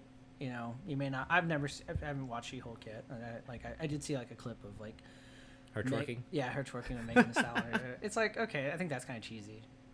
But people like that kind of stuff. Like, so I guess, you know, like you like anime singers. You know, it's not for me, but I'm not gonna shit on you for it. I hope not. You know, I think people take that stuff too seriously, though. Have you watched any of the recent TV stuff, like Game of Thrones or the Lord of the Rings, or? I started to watch Lord of the Rings, but I just kind of gave up on it. Halfway through, I was just like, all right, I'm not going to go this rabbit hole again. I need to watch Game of Thrones. I did enjoy, for the most part, I did enjoy Game of Thrones. Obviously, it kind of, you know, the last season was. Yeah, I think everybody's gonna say Game of Thrones really good. Asterisk last season. Fair enough. I do want to watch it. The biggest thing though is like Myra. I want to watch TV with Myra, my partner, but she's not in Game of Thrones, Lord of the Rings, stuff like that. Really? Mm-mm. So she's more into like murder mysteries, you know, like true story crime stuff. Okay. Like, yeah. So she'll like put on like Dahmer, like the Netflix show. I saw just a little snippet of it. Yeah. And I'm like, the guy who's playing him, that's the guy who was in the horror. What was it called? The Amity Horror Show. Are you talking about the Netflix one? Yeah, but it was the same actor though that played the. Oh my god, what were those Netflix that FX series? Where there was like a haunted house. Yeah. I know what you're I think it's the talking same about. kid. I think he played American Horror Story. American Horror Story. I think it's the same kid, and I think he played Quicksilver in the X-Men movie. Origins? Or X-Men Days of Future Past. Yeah, That dude's really I think that dude's really good. Like, man, he, like, just the way he was portraying Dahmer and that little snippet, I'm like, sounds interesting. Yeah, I like that kind of stuff too. But that's her jam. Yeah, there's an entire channel on cable called Chiller. I don't know if you've ever seen it. No. It just plays scary movies and stuff like that, like true crime documentaries. Oh yeah. Yeah. That's her jam. Yeah. So, which is fine. I mean, you know, she doesn't like Metal Gear Solid, so. Not so over. But yeah, so like I'll be like, hey, let's watch Lord of the Rings, or let's watch this, and she's just like, really? Yeah. So I gotta find time to watch it. You know. Yeah, well, Lord of the Rings. I just tell Mikkel, hey, you want to watch a generic fantasy show? She's like, yeah, okay. So that's what we treat it as, generic fantasy show. Yeah. So because that's what it is. If you look at it, like. Have you seen the new Cyberpunk show, the anime? I heard good things about it, but I have not seen it yet. I kind of want to sit down and try it out. I watched the first episode. It was pretty good. Yeah? I've been hearing it being a little... I think people are kind of underrating it, kind of brushing it aside, but you should check it out. Is it because of the all the stigma that's attached to the video game release and stuff? Possibly. Maybe. Yeah. Were you hyped for that game? I was a little bit. I wasn't hyped, like... I'm not a true Cyberpunk fan, so I'm not going to say I was like... Like the genre or the video game? Like fan of what? Just... Well, the genre is cool. I love the genre. Yeah. But, I mean, like... I didn't play Red Dead, or I didn't play anything from, like, Project Red Studios, right? The Witcher. Witcher 3. Sure. Was it Red Dead that they made, too? No, I think Rocksteady did. Or Take-Two.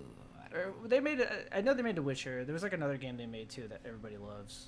Or at least I'm pretty sure. And so, I don't follow things too closely because of that, right? Yeah. Or I didn't follow that too closely. But a lot of my friends were like, hey, man, you got to check this out. Like, they were super hyped about it. So then I was getting hyped They about have it. And I a was dong checking it slider. Like, what? I even told Mikhail, like, make it big. But then, you know, there's all these bugs and everything, and everybody's freaking out. And it's like, and then that kind of, like, the way it's like, oh, who cares? Like, Yeah. It's got problems. I'm still going to enjoy it. You know, I guess some people, they obviously, I get it. Like, people are very invested in it. They're like, all right, I want this to work. I've been waiting for it. This is what you give me. Hype. So, but I was kind of more on the lines like, all right, I'll check it out. What did you play it on? PC. Okay, so that was probably like the optimal way to play it. Yeah, I heard people... The PS4 people were just I think that was the worst one. Like it shouldn't have came out on that platform. Yeah, which at that part I agree. Yeah, they shouldn't have it so unfinished. But if it's like a little bit of clipping here and there. Yeah, I don't really care that much. So. But it didn't suffer from just clipping. It suffered from. Yeah, day one it was pretty bad. I'm not gonna lie, it's pretty bad. Yeah, I remember Mikkel was excited for it, and then I was like, "You can play Cyberpunk?" She's like, "No." I go half, and she's like, And I was kind of like hyped because I purchased it for her, on Steam. Yeah. And I was looking at the character, like the style and everything. I was like, man, this is cool. And then she just didn't like it. I was like, well, if Mikkel didn't like it, well, I'm not gonna give it a shot. They made some patches though. I heard it's a lot better spot. Yeah, it's in a good spot now. So, yeah, I'm actually, I don't know, I'm kind of hyped for this new Pokemon, dude. Which one? Scarlet and Scarlet. Have you seen the motorbike Pokemon? Okay, those are just like, you couldn't just make them like galloping or flying. Like you had to make them to motorbike. But having a little gatito, a little grass type cat Pokemon. Yeah. All right, I might be in. I don't know. Yeah, I looked at the roster. There's a graffiti Pokemon, Galili Graphili. Really? I think is his name. Yeah. So the way they approached it, they're like teasing him, like only at night there's some paint markings on this tree, and then he goes over the other territory of the other Graphili. Like a gang war. Yeah. I love it. I was like, okay. We're in. Yeah, there's something about Pokemon. Like, when I played Sword and Shield, I was like, oh, this is the open world part. There's open world areas. Yeah. Like, okay, cool. And I was like, man, I wish there was a little bit more. But at the end of the day, like, Rick, they're targeting young people. That's their target. That's the ones they want to play. They don't want the open world. They just want to go on the path, collect Pokemon, and have fun. I was like, yeah, that's true. So when I play the game, like, I'm not here to, like, expect the world out of them. Just, hey, it brings me back to my childhood when I was collecting Pokemon and just do that. If they made an MMO, I would probably try it out. Job. Get the lifetime membership, all in. I'd have to apologize to my family in advance. Like, look, I know I'm trying to spend more time with you guys, but it's Pokemon. It's Pokemon. You have to understand. Like, if I didn't have a job where I talk to people every day, I would be head to toe in Pokemon sleeves and tattoos, neckties, really? A Jigglypuff right here. I'd have a Gyarados just wrapped around like Vega from Street Fighter with a Gyarados. Yeah, I think they had like a knockoff, not a knockoff, but like its own thing, Temtem. I gotta look it up and show you one day. But yeah, it's kind of like an MMO. I think it recently got out of beta, but I mean that seems like it have potential if Nintendo and Game Freak ever decided to do like MMO. But they got the family. I think it's one of like biggest IPs in the world, if not the biggest. Yeah, I mean it's been around for a good while. Yeah, it's huge. The weird thing with Pokemon is like some of the choices they made. Like they don't have Pokemon Legos. They partner with like Mega Bloks. Like who's like the secondary? Like they're there at Walmart. Yeah, but no one says no one says I want Mega Bloks. Like no Legos. Yeah, give me them Legos. I mean, I would have so many Pokemon Legos if they would just make them.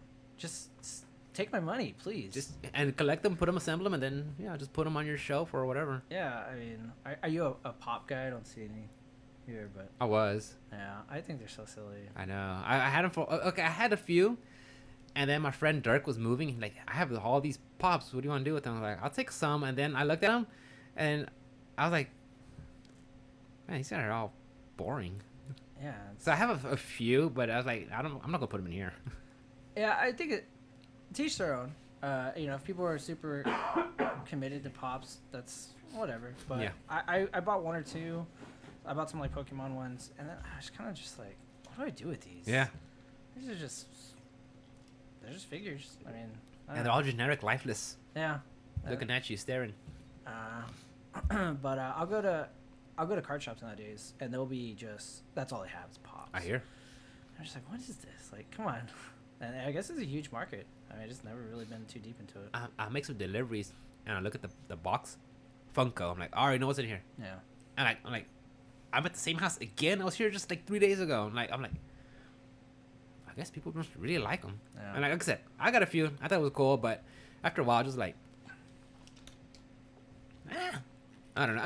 Again, I have other anime stuff, so I'm sure the Funko people be like, well, you got all this other stuff, they ain't doing nothing. Like, yeah, I guess not, but I guess because of Funko, they look kind of like monotonous in the same way. It's all the same, tiny body, big squared head. Yeah, at least with these, I think is like you can pose them. Like I have the ability to kind of be out of their box, But with the Funkos, they're just in their box. They're chilling. I mean, you can take them out, but then it's kind of you can't stack them. You can't stack them. Yeah, same here. This is another collector thing, I guess. But now they're doing like the fig pins, and those things are. What's that? What's a fig pin? It's a figurine. That's a pin. But now that I go to every comic book, so I went to Third Planet this morning. And they were selling like Star Wars fig pins, and they're kind of like you'll see them at like Walmart and stuff. But it's just like the new thing they're trying to push. But they come in like a rectangular case, so you can stack them. I don't know. I mean, I like pins, but I lose them too much to invest anything more than. Oh, they're like pins that you put in your shirt. Pins. But they're like pins. This big. Oh wow. Okay. Yeah. You're like, oh, I'm in now. Sign me up. No time. You'll take my money, motherfucker. I hate pins because they fall off everything. I'll put them on my backpack, and I'm cool. I have a pin, Bing. And someone steals it or it falls off. Yeah. No, I have keychains. A keychain. I think that's about it. But not. I don't know. Maybe some pins. I don't know. But you're right. They kind of you bump up something, boom, pop off. I'm sure people are probably like, man, you collect Pokemon cards, you collect Magic cards. That's so silly, So it's like I think everybody has their vice. It has to be right. I'm sure if someone looks up to me like, you're 38 and you stream video games. How much money do you make on that? What? 0. I do it for fun. You do it for fun? Like, what the fuck? Yeah.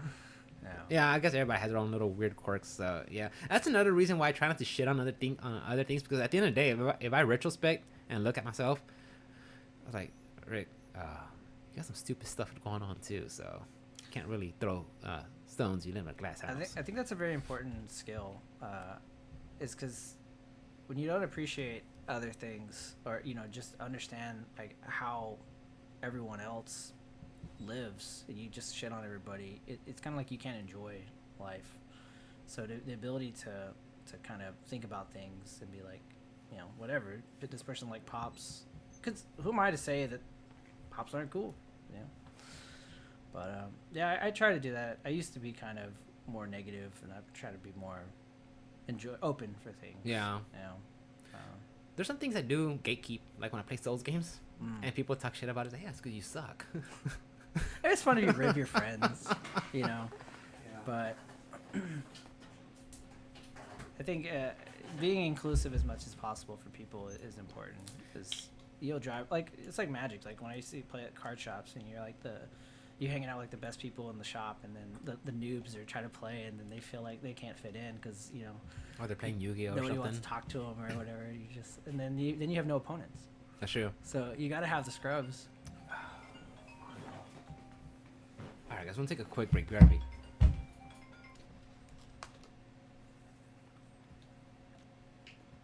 Okay, we're back. Sorry about that. No problem.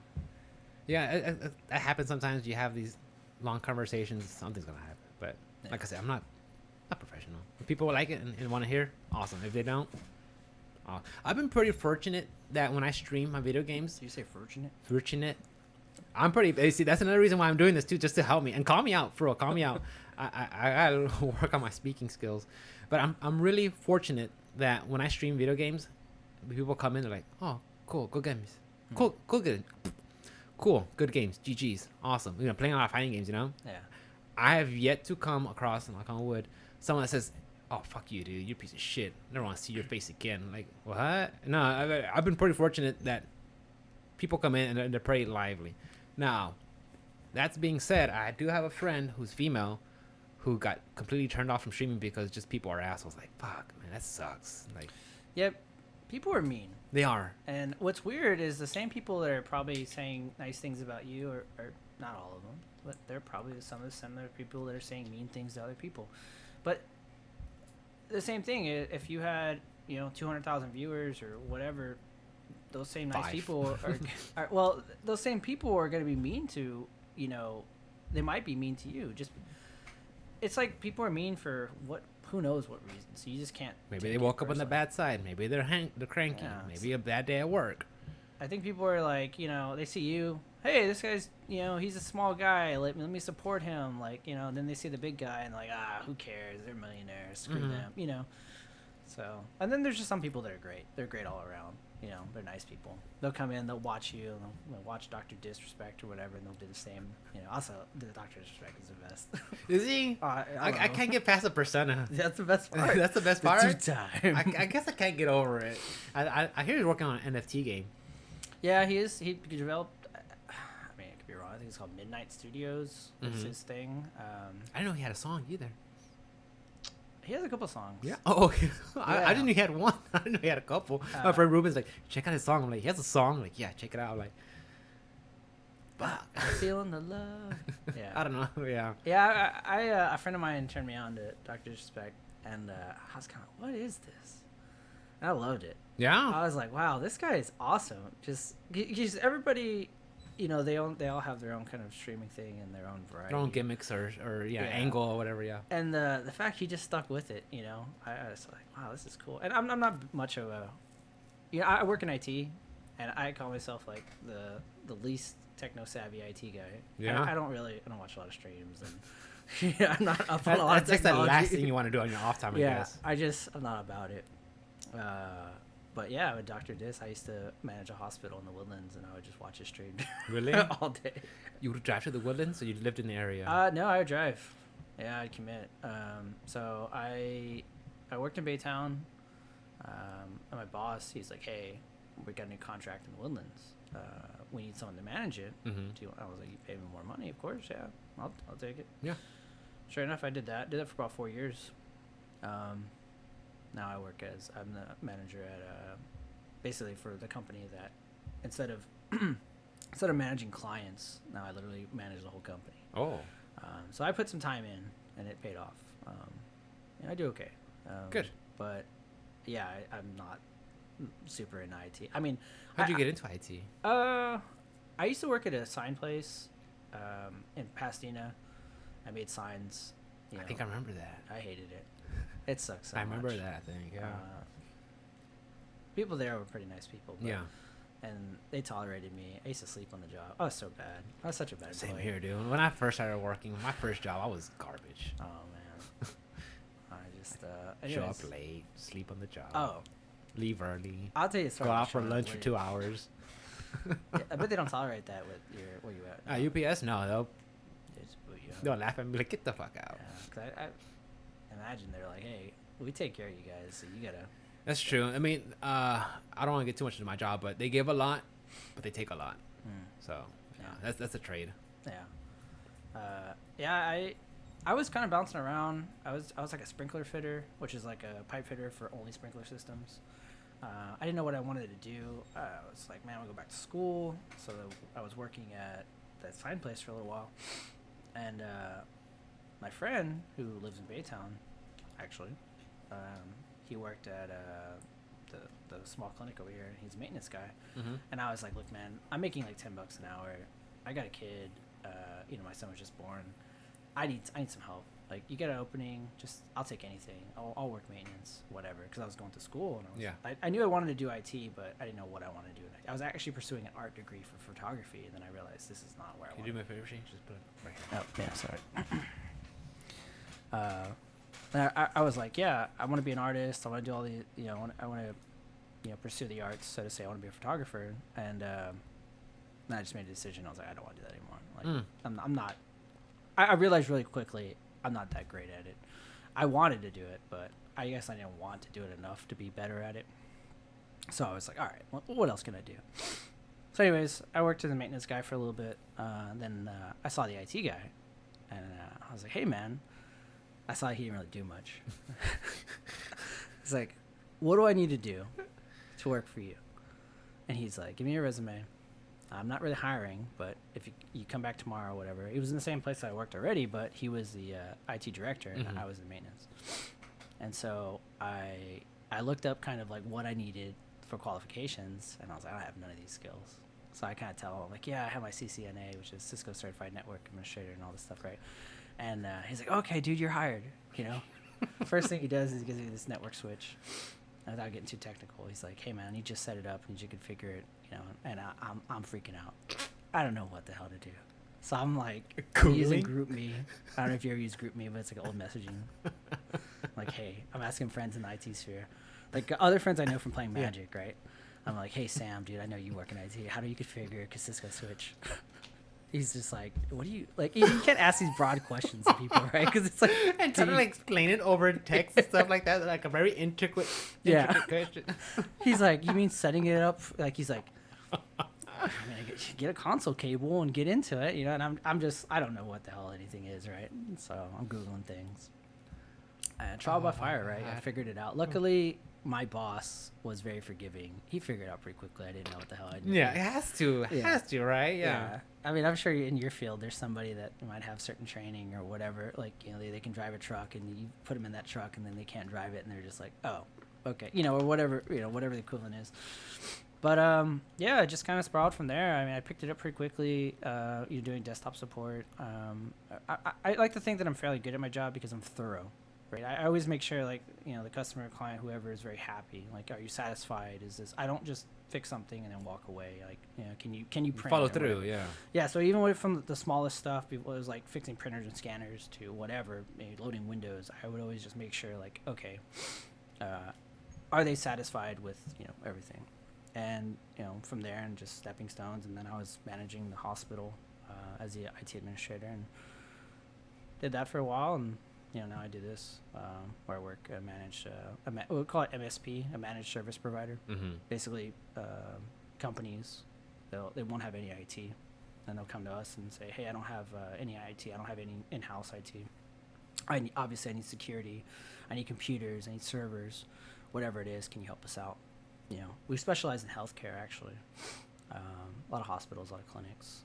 So that whole, like, wanting to be thorough and follow through, is it because kind of like a OCD thing? Just want to make sure everything's done right, you cover your ass, or just something you've always done when you get to some, certain... Yeah, so I don't know how much you know about... I mean, I know I have anxiety, but I do have some pretty gnarly OCD. Do you? Especially intrusive thoughts and I hate anxiety.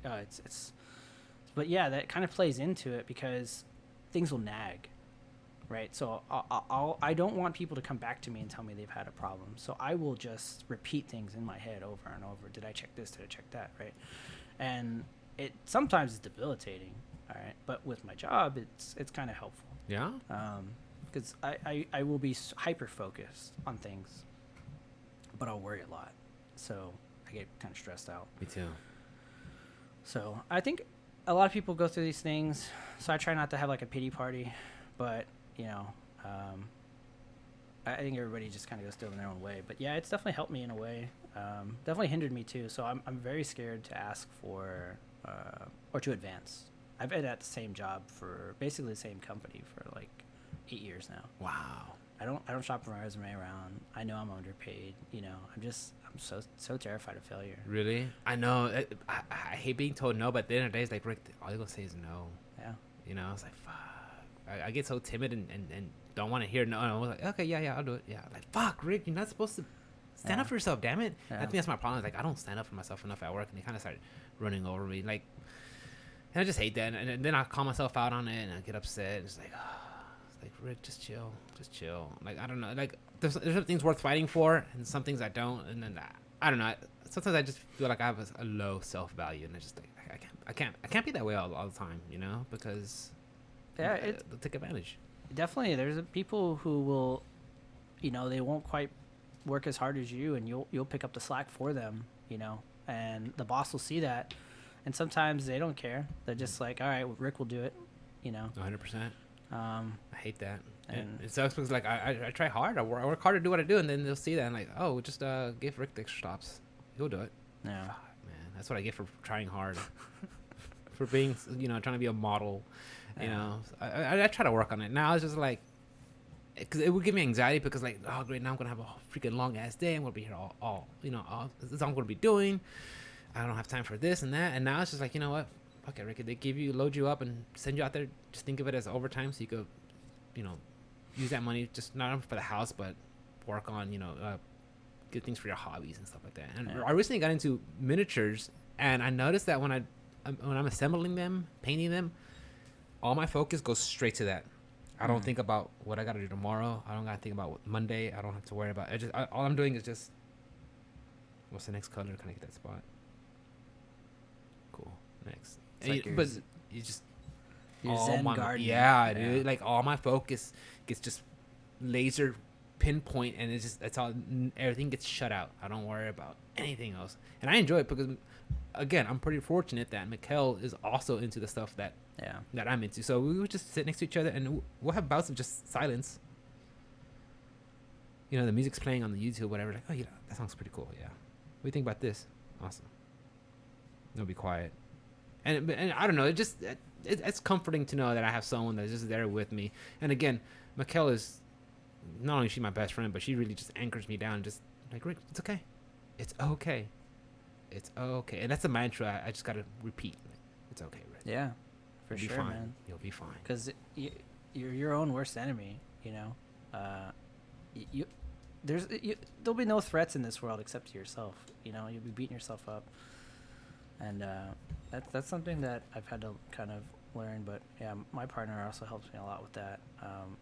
You know, sometimes I think I'll make leaps and bounds ahead of some of the issues you have, and then you're back at square one. Yeah. You know, you have bad days or whatever. Yeah. But that's just kind of what life is. Some people, I'll look at some people and I'm like, man, this person doesn't have any of these flaws, and then I'll talk to them and they don't have the same flaws, but they have similar. You know, they struggle through all kinds of struggles. You know, you just never know. For sure. Some people have. Some people don't have that friendship, that partner, right? They don't have that Mikkel or the Myra. You know, they have the opposite, right? Somebody that hates them and belittles them and whatever, and they suffer.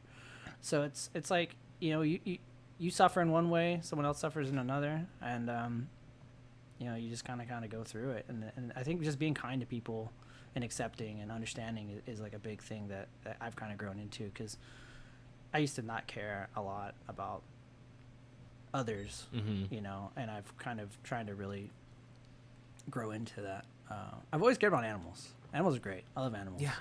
Animals aren't pieces of shit, you know. They love you. You can see it in your dog's eyes, you know, Yeah. or when your cat comes up to you and just meow, he's being lover boy. But, you know, people, you know, whatever. But I'm kind of trying to be more understanding, trying to help people. Yeah, I think that's my problem. Because I've always been kind of an introvert in my life. It's hard for me to make new friends. So, like, the people I have now, I just try to be like, all right, Rick. Or when I meet new people, I should say, like, I just be kind, Rick.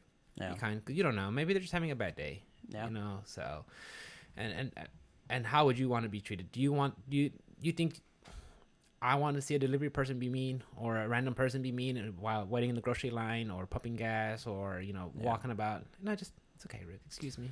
I'm sorry. I work with doctors a lot, and a lot of them are assholes. The big shots. Yeah, especially neurologists. Yeah. They have this like god complex, so they think they're better than you. Because they went to school and have a prestige and have a PhD in front of their name. And I learned a lot.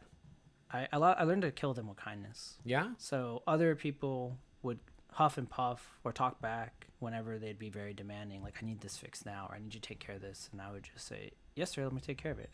Like, I'd basically be so nice to them that they would kind of feel bad. Like, yeah. Like, why am I yelling at this guy? They realize you know? you're a piece like, of shit. Yeah. Like I'd have people just shout at me, and I'd be like, look, with all due respect, doctor, I'm just here to fix the problem. How can I solve the problem for you? And it would kind of just cut the tension. Yeah. And then I'd see them another time, and they would just be so polite. They'd give me a gift or candy or whatever. You know, it's just like a kind gesture. Yeah. Okay, this guy's just trying to fix this stuff. And I think I just kind of dealing with that really helped me understand that, like, everybody has bad days. You know? Yeah. Now, sometimes those people are still assholes. Yeah, there's some assholes out there for sure. But some negative people that are just going to go out their way to be negative and say nasty stuff. But for the most part, yeah, I mean, they wake up, have to go to work, and face the same problems you do, maybe in a different scale and different scope. But yeah, it's true. Just got to learn to be patient and just again, like that golden rule, just treat others like you want to be treated, right? Yeah, it's kind of weird because you hear all these things, like, you're like, oh, these are things I learned when I was a kid, and then I think it takes a little. Well, at least for me, I think I'm a slow learner. Me right? too. I have to physically like when it comes to like skills and trade or anything. Like I gotta see it. If you just tell me on a chalkboard or something, I'm like, Yeah, I don't understand. No. I gotta see it. So yeah, to go through life, kind of learning all these things, and like, oh, okay, I get it. I shouldn't talk to people like how I don't want to be talking to. I shouldn't be a rude to somebody.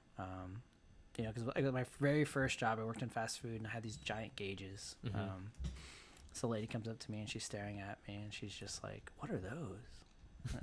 And I'm just like, "Gauges? What do you mean?" I'm just like a dick to her. Of course. And obviously I got yelled at by my manager or whatever, and the lady was just kind of like taking a gas. It's like, but I've come a long way since then. If somebody's rude to me, I'm just kind of like, okay, Shrug it off. Oh, whatever. Yeah. I've said this before, internally, but it's just the best form of revenge is living well. If someone's mad at you for something, like, don't worry, or they just hate or upset, like, I'm doing my thing, leave me alone. Yeah. And vice versa. Don't get worked up for what other people do or don't do. Just because at the end of the day, you just gotta go home and hang out with your family and Well, that's the other thing too about it is like, it doesn't matter how mad you get. You're not gonna really affect them. You're just ruining your feelings. You're making yourself upset. It's like you can throw a fit. Like I've been pouty when I lose a game Magic or whatever, and you're just kind of like that whole like it's my fault or you only won because I messed up or something. In the end, like I might have made them feel a little shitty or something, but like I'm the one who's fuming. I'm the one that's like holding it. Yeah, I'm feeling bad now that I made my friend feel bad, and it's like, why did I do that? Yeah. So I just try not to dwell on that stuff anymore. You're right. It's something that you learn as an adult, to being a person, because the way I saw the world, 20 years ago, 15 years ago is a whole lot more different than it is now. And I just got to learn, like, Rick, everybody changes. Everything's different. You got to just grow and evolve and be a better person, because what was it being negative do? Yeah. It just affects me the most. And exactly. I can't. Yeah, and then lash out to the ones I love the most, and that's not good for Yeah. anybody. Because then if you keep that up, I'll be alone, single.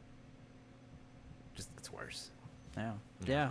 I like sometimes I'll disagree with Myra, and I'll find myself getting, wanting to argue or something, and then she's just not about it. I'm like, why am I arguing? Yeah. Is it really that important to me? Like, what do I care about proving a point? Yeah. Let it go, Rick. It's like, who cares? Yeah. And then just because so there's sometimes where I'll be like, all right, I know I'm right. No, I'm right. Google it. Like, see, he was on that movie. But then it's like she's mad at me for 3 hours. Yeah. Like, great. Was it worth it? Yeah, but just so I can feel better. Yeah. Who cares? Like, I don't know. No, it's true. It's true. Like I said, at the end of the day, just be happy, because it's not worth it being upset. There's just so much stuff in life to make it not only just bring you down, but just cut it short. Yeah. I remember when at the height of the pandemic, they showed like a mass burial site that they're doing in New York, where they were just shoving dirt over a bunch of caskets. I'm like, that's real? That could happen? I'm like, that kind of like, I'm not saying that I was like, I was kind of worried about the pandemic or COVID, because I just didn't know what was going on and everything. But now that I have more information, like, that's okay. But going through it firsthand, okay, I know what it is. I know who targets get. Who is the worst to receive it. Mm-hmm. I'm not that person. But I remember just looking at that, I'm like, man, that's scary. That could happen of a virus. Like, you just go.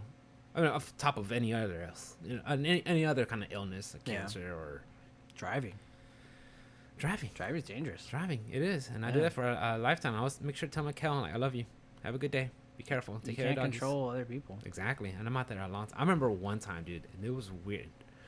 Where I was about to get on the feeder. I was like on the side street about to get on the feeder, and I saw this truck. It'd been raining the whole morning, and I guess the road was slick, and the semi truck was coming around the corner, and I see it kind of veering off, and it's like, it has slowly got control. I got back on the road, but I remember just sitting there looking at it in awe. I'm like, Rick, you idiot, move, you know. But it corrected itself. But I was just like, I was in fascination, like, what's that? Yeah, what's happening? Yeah, I was like, Yeah. Rick, you idiot. If that guy was not able to control that vehicle, that 5-ton Yeah. trailer would have hit you. I'm like, and that's just one experience. Who's to say, you know, me walking across the street or yeah.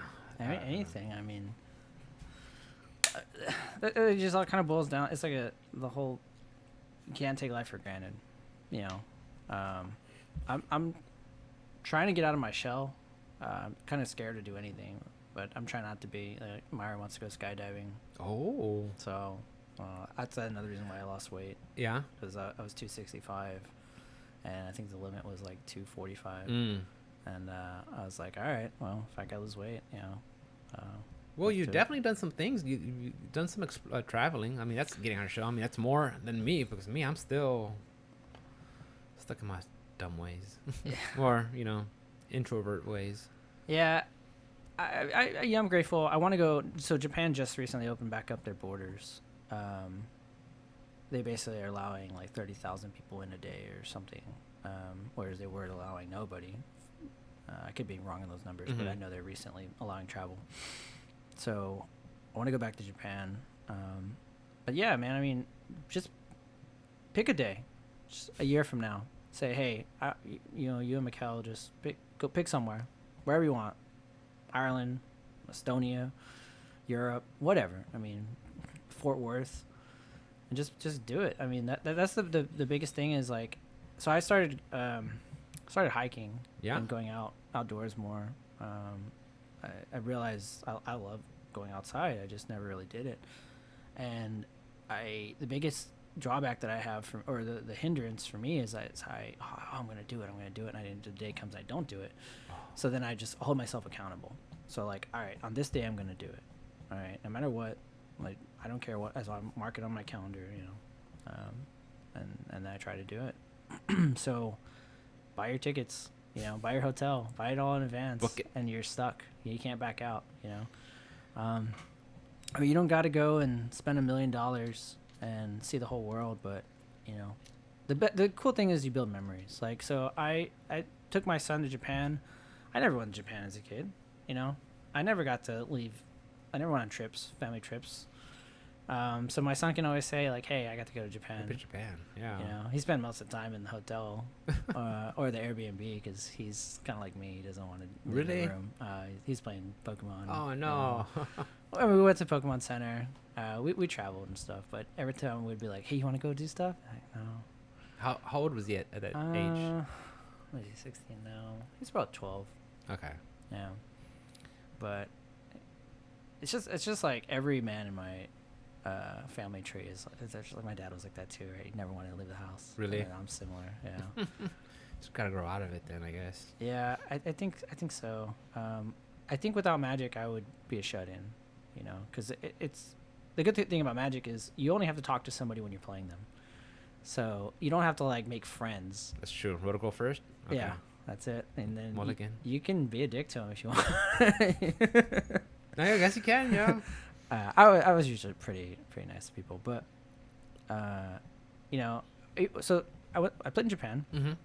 I played in Chiba, and don't speak any Japanese, right? And so you're playing against these guys, and they don't speak any English. Is there like some universal terms? Yeah. You can. There's some gestures you can make, you know. Yeah. And like, for the most part, there's English words that people will use, like attack, right? Yeah. The attack. Do you have any blocks? You know, when you're trying to explain some tricky situations, though, you got to call a judge over, you know, and be like, all right, look, he got his life total at 22, but he should be at 19, and you can't have those discussions. Mm-hmm. But I remember going to Japan, and I remember playing, and there was a bathroom they had in the convention, and there was no stalls. There was just like a hole in the floor. I was like, what is this? Oh, okay. Is this a new layer to the game? It's part of simulation. It's testing you. Luckily, I didn't poop all day. Oh, you said I held it? Yeah, so a family stayed in Tokyo. Basically, it was a Grand Prix, so anybody can go to Grand Prix, but I played a lot of Legacy, which is like older Magic. There's a banner restricted list, but basically any set. I loved Legacy quite a bit before it kind of died off. Are you familiar with the reserve list is? I think like we can only have one or two of each one like that. So that's restricted. Okay. But the reserve list is it's a list of cards that Wizard said that, hey, due to outrage of them reprinting cards, we're not going to reprint anything on this list. And this list was made in like 1994 or 5. And they updated it for maybe like 5 or 6 years. I think it ended, I could be wrong here, but like with like Saga or something. Mm-hmm. Basically, any card on that list, they will not reprint. Okay, well... Can you name a few of those cards? Yeah, the original Dual Lands, Black Lotus. Okay. So Tundra, Badlands, Bayou. Moxes? Moxes. Okay. Yeah. Basically, if it's on that list, they're not going to reprint it. And they wanted to help facilitate that people... Because they made this, like, supplementary... Or maybe not supplementary set, but they basically made a set called Chronicles. It was one of the first, like, reprint sets. I guess technically Revised was a reprint set. Mm-hmm. Whatever. They did this, and people were pissed because a lot of their cards were dropping in value. Like, hey, it's a collectible card game. I should maintain value. And so Wizards was like, hey, let me pump the brakes. Let me make this. We'll promise not to print anything. Well, a lot of people say that that's a mistake because, you know, there's only, I don't know, 100,000 Black Lotuses in the world or whatever, right? Like, there's a out in finite circulation. number. Yeah, and every year I'm sure that they kind of start Fires, dwindling. And people losing, just whatever, Mm-hmm. you know. So, Legacy and Vintage is kind of like they technically exist as formats, but you know, because you can't play with proxies, you basically have to own the real cards. Things are just kind of really expensive, and I kept up with it for quite a bit. But at some point, it's like, why do I own one card's $1,000? Like, I could Which buy one? it. Well, no, I mean like Oh, like any of the dual lands, they're at least like $500 each. are they really? Yeah, and you need multiples for your deck, right? So it's like if you have a Black Lotus is what, 30 grand now or something crazy. Are you serious? I know an unlimited one is probably about 15K if it's beat, and if it was alpha beta, they're probably like couple hundred grand. Wow. Yeah, I mean, I remember getting to the game knowing that those cards were like super rare and expensive, but I guess with the pricing now, Oh man, if we had hindsight and we bought all that stuff, we'd be rich. billionaires, we wouldn't be here. So, I don't know where I was going with this. Anyway, so I was playing Legacy and Chiba, whenever I did play. And I got to see a bunch of cool things. So my family stayed back in Tokyo. I took the train to Chiba, right? It's a little bit of a ways. And I just went solo by myself. And it was kind of cool. So I got to sightsee. Yeah, just on your, like, being lost by yourself and Yeah. just learning and... You're just looking at a map and you're just trying to figure things out. What is that? Yeah, going without knowing the local language and stuff like that. Yeah, and you're trying to find your way and, trying to find food. They have interesting... So in Japan, card stores can't pay you cash for your cards. But what they can do is trade for your cards. Mm-hmm. So in the U.S., at any of these conventions or events or whatever, they'll buy your cards on site. So I'm used to going to events and flipping cards, right? Because that's how I'd pay for a lot of my travels. Well, when I went to Spain, Wizards paid for it or whatever. But this one, I was out of my own pocket. Out of pocket, yeah. Right? So I had all these cards, and I'm like, all right, I'm going to make a couple $100 or whatever, I mean, I had paid for the event, but I always like to recoup some money. Mm-hmm. And they're just like, yeah, sorry, we don't buy anything. And so I'm like, what the hell? Okay, whatever. Another kind of weird thing is that they gamble a shit ton. Do they? So in the U.S., they don't really gamble with Magic because they like it's like a no-no, right? Because they don't want to consider like Magic a gambling thing because then it kind of creates like some legality of prizes. But in Japan, there was like a dice game at every vendor. Really? Yeah, it's like roll some dice, win some cards, kind of thing, and it was encouraged. They smoke a lot over there? Not inside, but Okay. I don't know outside, but. Yeah, I mean, I don't know. It was kind of cool. Got to see things. The other thing that was cool about Japan was the Hachiko statue. You ever seen the movie Hachi about the dog with Richard Gere? No. So you ever heard that like famous? There's like this train conductor that had this dog. His name was Hachiko, and every day the train conductor would go to work and the dog would follow him. So this happens for years, right? And then one day the train conductor doesn't come home. The dog doesn't stop going to the train though every day. And so the people would see that dog. He would go every day, rain or sleet, snow, whatever, right? And everybody would feel bad, like, oh man, they don't know, the dog doesn't know that this guy had passed away. And so at that Shibuya crossing, I think is where it's at, like that famous. If you ever look at like a giant street in Japan with like a bunch of cars going, yeah, that's like that big crossing. There's a statue. And it's the dog, Hachiko. That was kind of cool because at the statue there was a real cat that would just sit on the statue and people would just tip. Really? Yeah, it was so cute. I'll show you some pictures. Yeah, definitely. Anyway, so those are cool memories I made with my family, right? Like I had a lot of fun, you know, and like traveling. Obviously, like you know, you do that, you enjoy it. My son's got some memories, my wife's got some memories, and you know, I think you'll enjoy it. Like kind of getting out there, just pick something, you know, whatever it is. Like, yeah, if anything, I was thinking about maybe go to Austin and go see some shows or something. Yeah, some live shows, some comedy or something like that. Just experience. I mean, if anything, just get me out of my comfort zone. It doesn't have to be something massive. It could be, you know, a 3-day/4-day weekend or something, and just start from there and then build it up, get the confidence and desire to do it. But I do like what you said. Just mark a date, circle it, go. Yeah. Set a goal. I'm always kind of like, all right, gotta make sure everything's right. Gotta make sure everything's prepared. Have a backup, a contingency for a contingency, and make sure everything's fine. It's just like, oh, Rick, just stop. Just don't sometimes you just overthink everything. Just go, Rick. Yeah, I mean, the thing is you're gonna keep overthinking, and then the day's gonna come, and you're gonna forget. I know. You know, I was listening to one of the Joe Rogan podcasts, and he had, I guess, a psychologist or something, and he was just asking about, you know, the psychologist would ask people on their deathbeds, like, do you feel like you had lived a good life? And the ones who didn't do anything said, no, I didn't. I was like, I don't want to be that person. Yeah. You know, where it's time for me to go and be like, no, I still have things to do. It's like, yeah, but you had all this time to do it. Yeah. It's like, yeah, man. I mean, I'm probably gonna go to Dallas in like 2 weeks. I might take Myra, but there's an event out there. We're probably just gonna go sell for Magic. Yeah, sell a bunch of stuff. So you still follow the tournament scene? Not so much playing. I do a lot of buying and trading and selling and stuff like that. Still involved in that a little bit, but I mean, I follow it just because I have friends. Like see how they're doing and stuff. Yeah, I mean, I have friends who are infinitely better at the game than I am.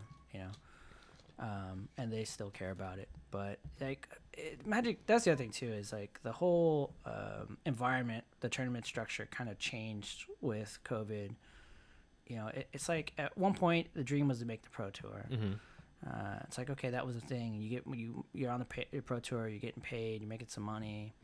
Obviously, you have to win events to make money, and then Magic's like, okay, hey, look, we're gonna start sponsoring players. You know, so they kind of made that, and that was kind of cool. People made some money, but it changed the dynamic of how you qualified for that. It's like they only paid like so many people, and then they just like kind of took away prizes altogether, and they're just like, hey, no more Pro Tour. They got rid of it. Really? And when they announced that, I think it was like kind of sometime in COVID, I just stopped following as much, and I don't even know what their tournament structure is like nowadays. So the only things that I really follow nowadays are like Star City Circuits, which is like I don't know if you ever heard of Star City Games, but they used to have an online website, and I would check them out. They had I forgot. I think one of the writers was called Gordy. Named Gordy? Maybe you just reminded me of. So, but I remember I used to have like a series of Magic the Gathering websites. I would go and just check out builds and they used to be pretty big on the articles. They used to be back in the day. I think they were called Sideboard, or they bought Sideboard.com or something like that. I could be butchering that, but I think they partnered with like another website. But anyways, they put on their own circuit, and that was like I got the most of my, whatever you want to call it, success or whatever, from was the Star City circuit. But I won Standard Trophy, which was an Open, that's what they called it, and then a Legacy one. With what deck on the Standard?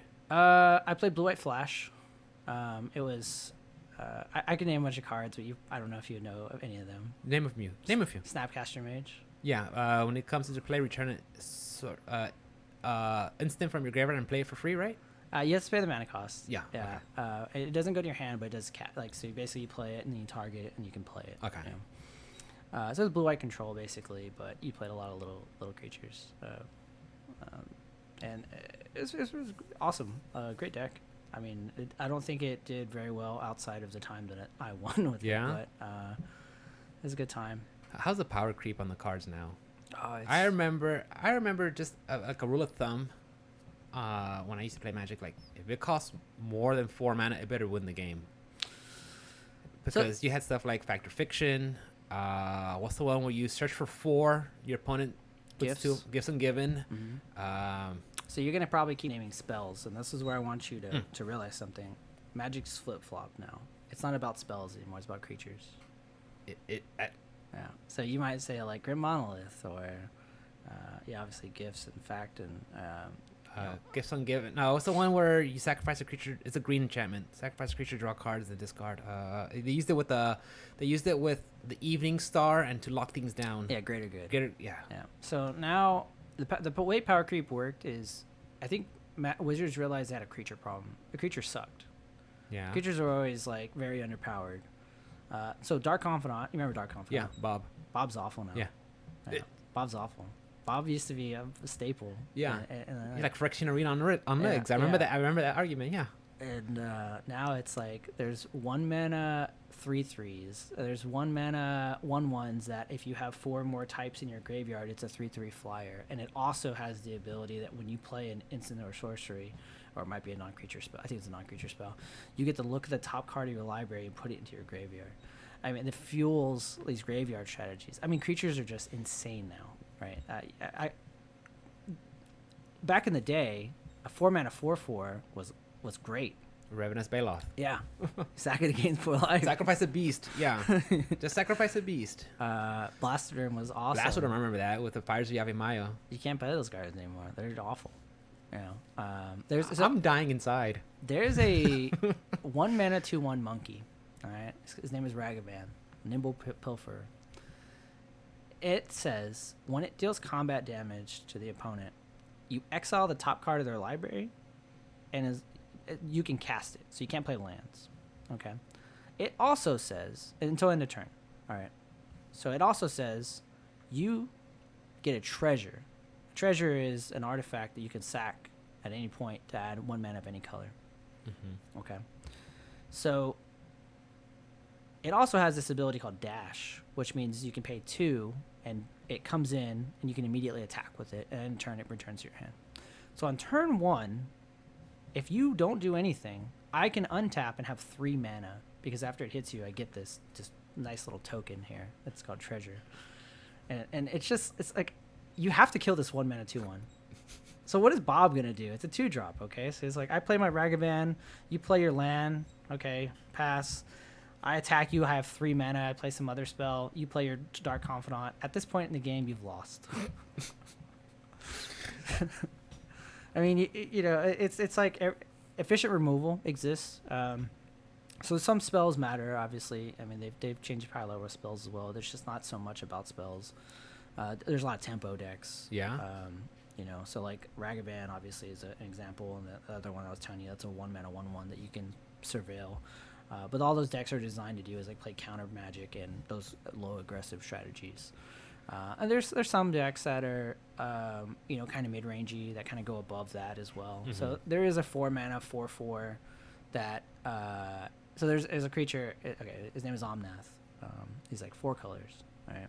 And you're kind of like, well, you just said a 4 mana 4/4 is not good enough. Well, like, this guy's ridiculous. He has this ability called Landfall. Landfall says when a land comes into play, you get an ability, right? Something triggers. So you know what a fetch land is? Yeah, like Underground River. Those ones came to Ravnica, right?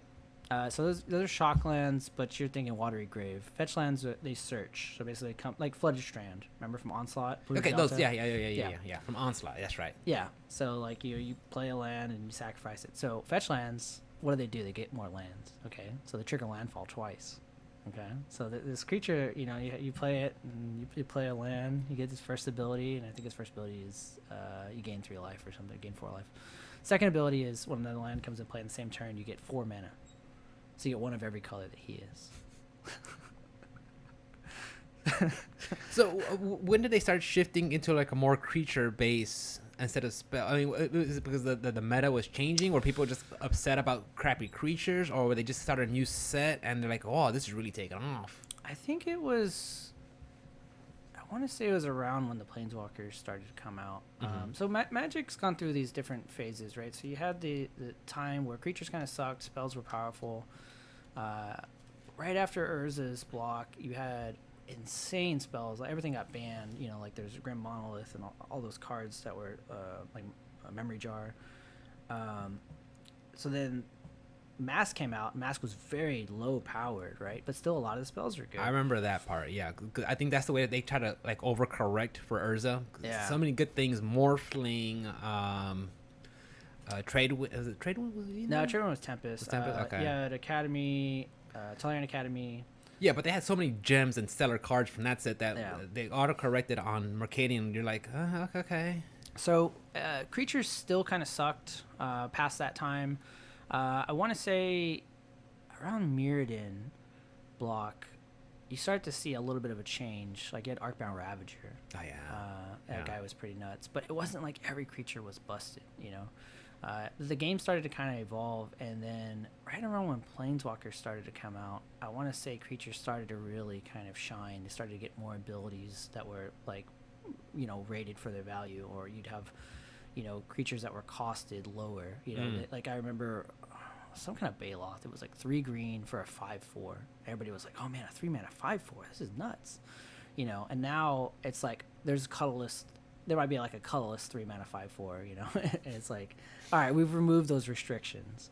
I don't even know if that card exists, but basically, I want to say it kind of happened within the last like 10 years Yeah. of Magic, and you started to really see it, and it's really kind of gotten a lot worse because they're trying to outdo every card. It has to be, right? You got to make something flashier or better, or someone who want to play it. I remember for like a while, like, oh, Char's really good. Yeah. Or then like Chalk's pretty good, standard. Now it's like no, Bolt, and then then it was Bolt, and then I don't know what it is now. They changed it or something. So, but I'm sure it's probably a creature that just comes into play, like a flame tongue Kabu or something. You remember Curdate? Yeah. Okay. +1, +2 if you have a forest or something Yeah, like that. yeah. So obviously that card is pretty old. It's from Arabian Nights. They made Wild Nacatl. Did you ever see that one? No. It's 1 green. It gets +1/+1 if you have a plains. It gets +1/+1 if you control a mountain. So it's a 3/3 basically if you have Shocklands, right? Yeah. So like there was like hints. There was things sprinkled here and there. And every set there'd be like a card, a creature. You know, like I remember Lorwyn had fairies, and then all the fairies in Lorwyn were pretty good. But you still had spells, like Cryptic Command. I don't know if you've ever seen that card. It's a 4-mana counter spell that was just busted. It give you like 4 options or something like that. Gave you 4 options. Like Yeah. pick 2 or something. They had a cycle for Yeah. each Yeah. color, right? Yeah. And so spells were still pretty good around then. So yeah, maybe 10, 12 years ago. But basically now everything it's all creature based. Yeah. Yeah.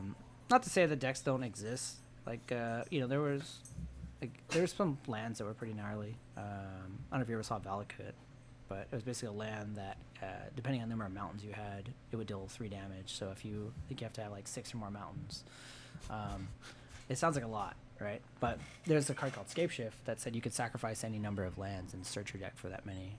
So like if you sack 7 lands and you have 1 Valakut and 6 mountains, and they all see each other at the same time. So 6 times 3, 18. Yeah, and I remember like I stopped playing Magic, but I kind of had an inkling to want to play again. So Kevin like brought over some decks, and like, all right, I think I had like a Sakura tribal. They're like, all right, block, damage on stack, sack. They're like, can't do that anymore. Like what? I guess that changed. Like the second he's gone. I guess with the damage also goes with it. I was like, okay, I mean, it's understandable. You have to make some changes. I don't know, but I was kind of. I knew the game, and I was like, okay, it's not the game that I fell in love with anymore because you gotta change, right? You gotta update. You gotta make it. Yeah, make it fresh. Yeah. You know, I get that. I hated when they changed damage on the stack. Yeah, I would say Kamigawa, the creatures kind of suck too, because the dragons were like 6-mana 5/5s.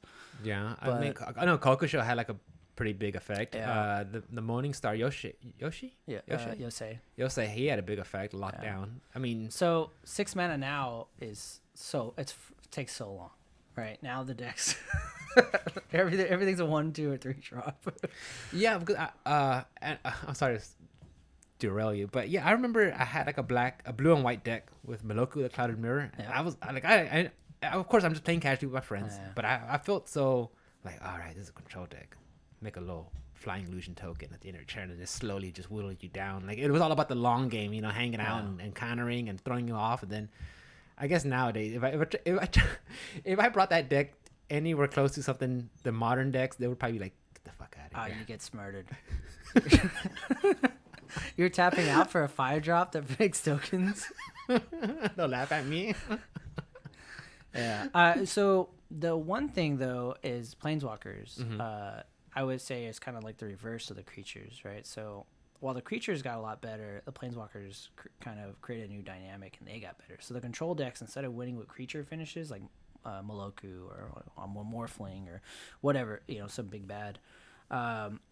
There's like 6-mana planeswalkers, which are expensive, but when their effects were huge. Oh, right? okay. So there's like one of these Elspeths that comes down, and I can't remember if it's plus ability or minus ability, but it would make 3 tokens, right? So like you play a lot of sweepers, blow up the board, kill the creatures, play this, make some tokens, and now the aggro deck that's got all these 1s and 2 drops has to try to figure out how to kill this planeswalker, right? They could attack it, but they defend themselves, right? Which is brutal because, you know, which a 6-mana spell should defend itself or should be powerful, but you know, there is a little bit of counterbalance, right? So if you might be playing this deck that's low to the ground and it's very fast, but some of these control decks, you know, they'll take over the game with this. A lot of these planeswalkers are very powerful.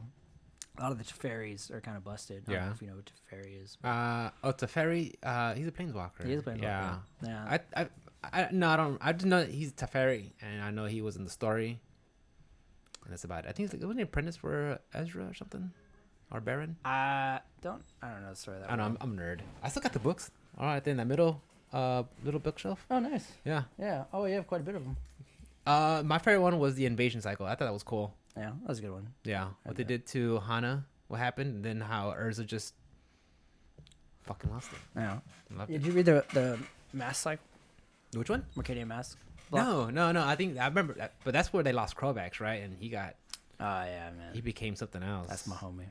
Yeah, I he need got my dog warped. Krovax. He got changed, right? Yeah. He turned into like pseudo Phyrexian or something like that. Yeah, he became the leader of the Army of Wrath. He took over the plane.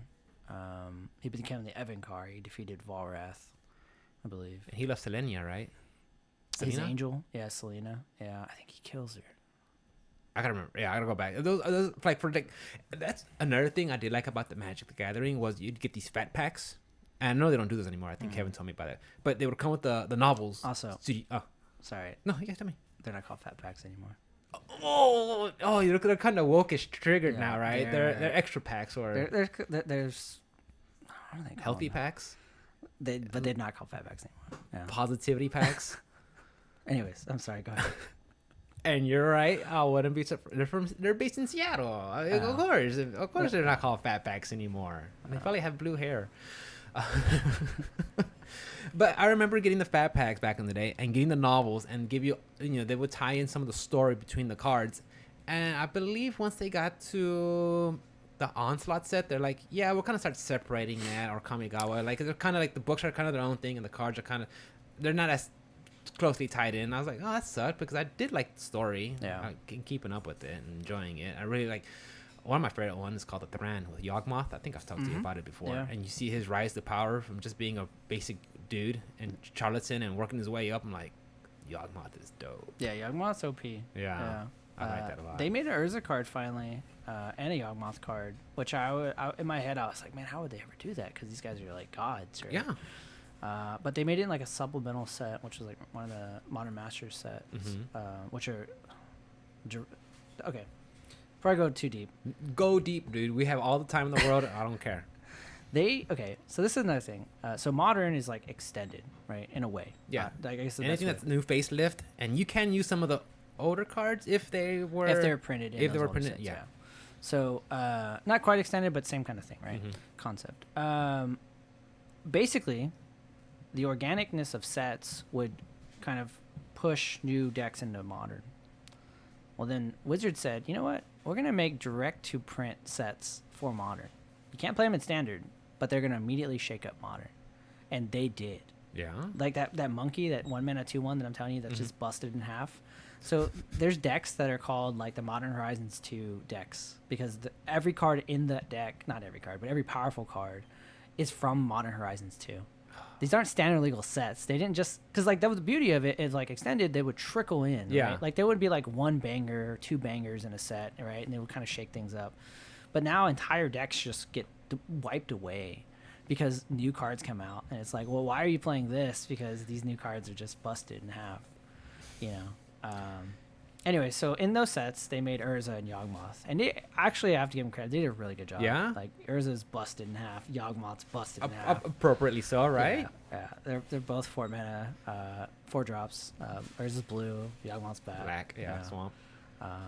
Yawgmoth's got, like, some sick Phyrexian, like, thing where he, like, kills creatures and sacks things. Like a Phyrexian surgeon, you know, draws cards. Speaking of Phyrexian, I remember one card. I was talking to Kevin about it because I was just interested of just playing like black again. I was like, "How good's the rest?" He's like, "Get the fuck out of here! Here's a card that does it for you pay live."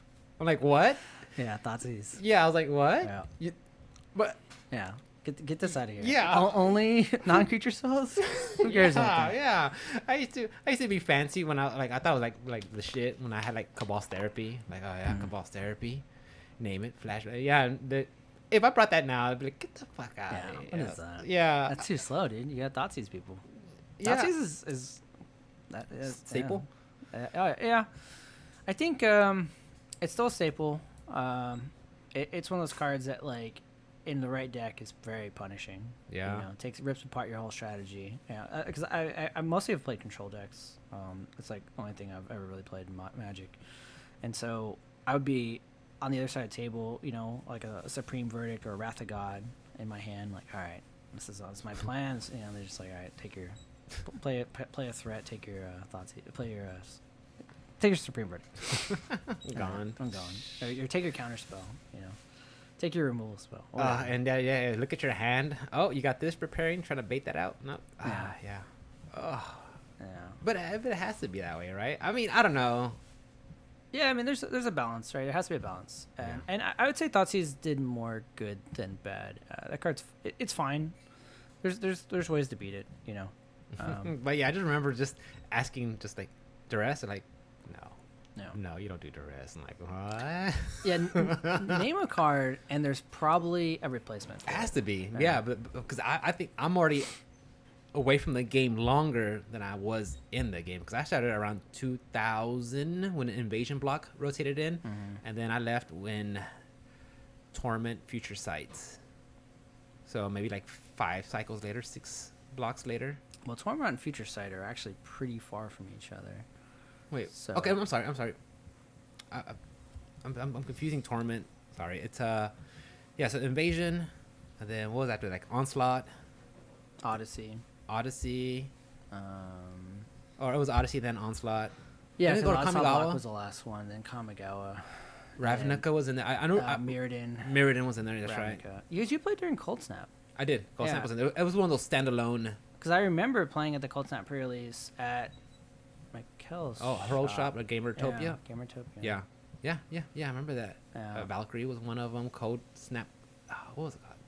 Snow-covered lands. No. Snow-covered lands did make a comeback. They did, and you couldn't play them in the pre-release, or you could. I can't remember. I forgot. Yeah, and then and eventually, when it got to Future Sight, whatever that set was. So called. Did you see Tarmogoyf? No, but I remember hearing Kevin told me like that card was like stupid good. It was for a so while. good forever. Like power toughness equals to the number of X card type in your card graveyard? types in both players. In both. Yeah. So it's a 2 mana. I'll tell you right now, Tarmogoyf isn't that great anymore. I just hurled inside. I mean, it's still good. Don't get me wrong, but it used to be like $150 staple. It would always be like $100. Just never would waver. Then they reprinted it into Oblivion, and then it just stopped seeing play. Yeah. And I think now it only retains value because of its iconic status. Really. And the value it's like $30. Because all the other cards around it have just got better to handle it. Yeah. I mean, it still sees play, but I mean, there used to be staples of the format. And it would be in like every deck. There were blue decks that would just play green for Tarmogoyf. Really? You know, next just level splash, blue.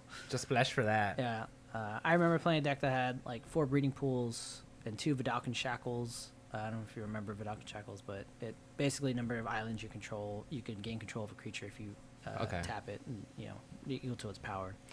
But you would only play green for Tarmogoyf. You're That's just like it. a troll. You just stab them off long enough. Steal your creature, attack you with a Tarmogoyf. And now it's like there's like a 7-mana delve creature from Modern Horizons, the same set from that stupid monkey. And do you know what delve is? No. So it costs 1 less to cast for every I want to say instant or sorcery, or it could just be any type of spell, or anyways any card type. But it gets +1/+1 for every instant or sorcery you remove. Oh, okay. So like you play a fetch land on turn 1, it puts a land in your graveyard, right? So you can play cards that like mill yourself, or there's like free cards to draw cards. So you can play like this like 6/6 on turn 2 that flies. So why are you playing a Tarmogoyf? Yeah. And then it's But of course, that's the god hand part, right? Oh yeah. I mean, you're not always playing on turn 2. You play it on turn 3 most often, or turn 4. But yeah, it's like the format. I mean, the power creep of Magic is just kind of spiraled out of control, I think. Has there been any like thoughts or talks about resetting it back to 0 and then working the way up? I mean, if there have been, I don't know if it's anything official. I think I don't know if they're proud of the supplementary sets to Direct 2, because that's what's really changed it. I would hope that they kind of scale it back, but the way they're going, they're not. I think they realize people eat that stuff up and they just keep buying excuse me. I feel like a sneeze is coming on. Sorry. No, you're good. Try to cover my mouth. And you consume water like a fiend. Yeah. Which is good. It's good to stay hydrated, but I've seen you rip through like 6 bottles. I gotta stay hydrated. But then just pumping out cards straight to the. Well, people love it though. I don't know who loves it. No, wait. Okay, well, there's obviously I won't say they love it. There's a demand for it. So that's the thing I didn't understand either. Is so I was so focused on the tournament scene for a long time. I kind of lost respect for the biggest market out there. I wouldn't say respect, I guess, but just I didn't know that it existed. But kitchen table Magic is huge. So more people play kitchen table Magic than they care about the Pro Tour that chase the dream. There's more people that are playing at home with their buddies, playing around. They're playing EDH or Highlander. Like casual Magic. Casual Magic. Yeah. And that's who's eating up these sets. These people that are going, oh man, my favorite character is on the cards now. There's a Walking Dead secret lair. I love Walking Dead. I gotta buy this. I mean, that's how it got me getting the Street Fighter one. They got something. They got you. Yeah. Dude. If they ever did a Pokemon one, they got me, dude. Done. I'd be done. Yeah. I mean, You're right. It makes sense to them, or it makes sense to me because, like, financially speaking, they have incentives, right? But as like that older generation, like Magic player, I'm kind of just like, whatever. It's not for me, but it kind of devalues. Which makes sense because I mean, if you have people who are the tournament goers, the hardcore, your spikes, those are one and few compared to all your other, your Timmies and everything. It's always been a conversation too, or something to talk about. Even playing games, like try not to gatekeep the new kid coming in, but they're like, oh, check out this worm. He's a 10/10 for whatever. Yeah. And you're like, what? Yeah. Yeah. But having that spike mentality, you're like, yeah, just freaking condemn or something. I don't know. Yeah. Or You'll never cast that card. You'll never cast it. You'll be dead. Yeah. Or if we do so, chainers eat it, gone, or something like that. So I'm sure there's a lot more of those Timmies than there is the competitive, and that has to be a market. You're right. Yeah. It's apparently it's huge. It has to be. Because I'm sorry, but you're right. Yeah. Going back to the secret layers, I see a lot of ads. I mean, not always Street Fighter, but now it's with Fortnite. Now it's with Warhammer. Now it's with name whatever franchise people are attached to. We'll make a crossover with it. So I'm not exact sure the number of sets they've released this year, but I do know Baldur's Gate had just came out. Yeah. Innistrad Midnight Hunt, Innistrad Crimson Vow. Crimson Vow might have been last year. But basically all those sets, they come out so quick within each other, right? So Baldur's Gate came out so fast. Kamigawa Neon Dynasty came out right after it. Yeah. And like I'm talking like maybe a month. I mean, and I don't know, or at least that's what it feels like to me. It's so quick. I don't know, like, why they want to go in this direction other than money. I mean, I guess that's the only thing. But to me, it's just like, you ruin the whole like Baldur's Gate set. Nobody has time to enjoy To it. enjoy it and digest it and make, Like if you're a card store, why would you carry this set other than the pre-release? If you got to buy the next thing, like because you don't have enough money, unless you're Star City, you can afford every set out there. But if you're gonna start looking at the releases and you're gonna go, okay, You have to pick and Kamigawa's got choose. there exactly. And you're right. There's a comic book store down the street, and I go there, and I just like to browse and see the Magic selection, and Yeah. I see so many, or I don't know what's this or this. Yeah. I mean, I don't know. Of course, because I'm out of it, I don't know what I'm looking at, but it's just like, what set is what for what and for what? It's just there's lots of stuff out there. Yeah, I mean, I know. Obviously, I know a lot of card store owners for playing and everything, but some of them don't even buy the new sets. It just depends. They'll just be like, "Hey, look, they got a Modern Horizon set. I know that's gonna be a killer sale. I'm gonna save up on my money and I'm gonna buy that. I'm not gonna buy the newest. Yeah, and how much of a buyer base do you have that you can successfully put that out and have someone buy it? I mean, I have as a vendor to pick it up from Wizards, then push it out.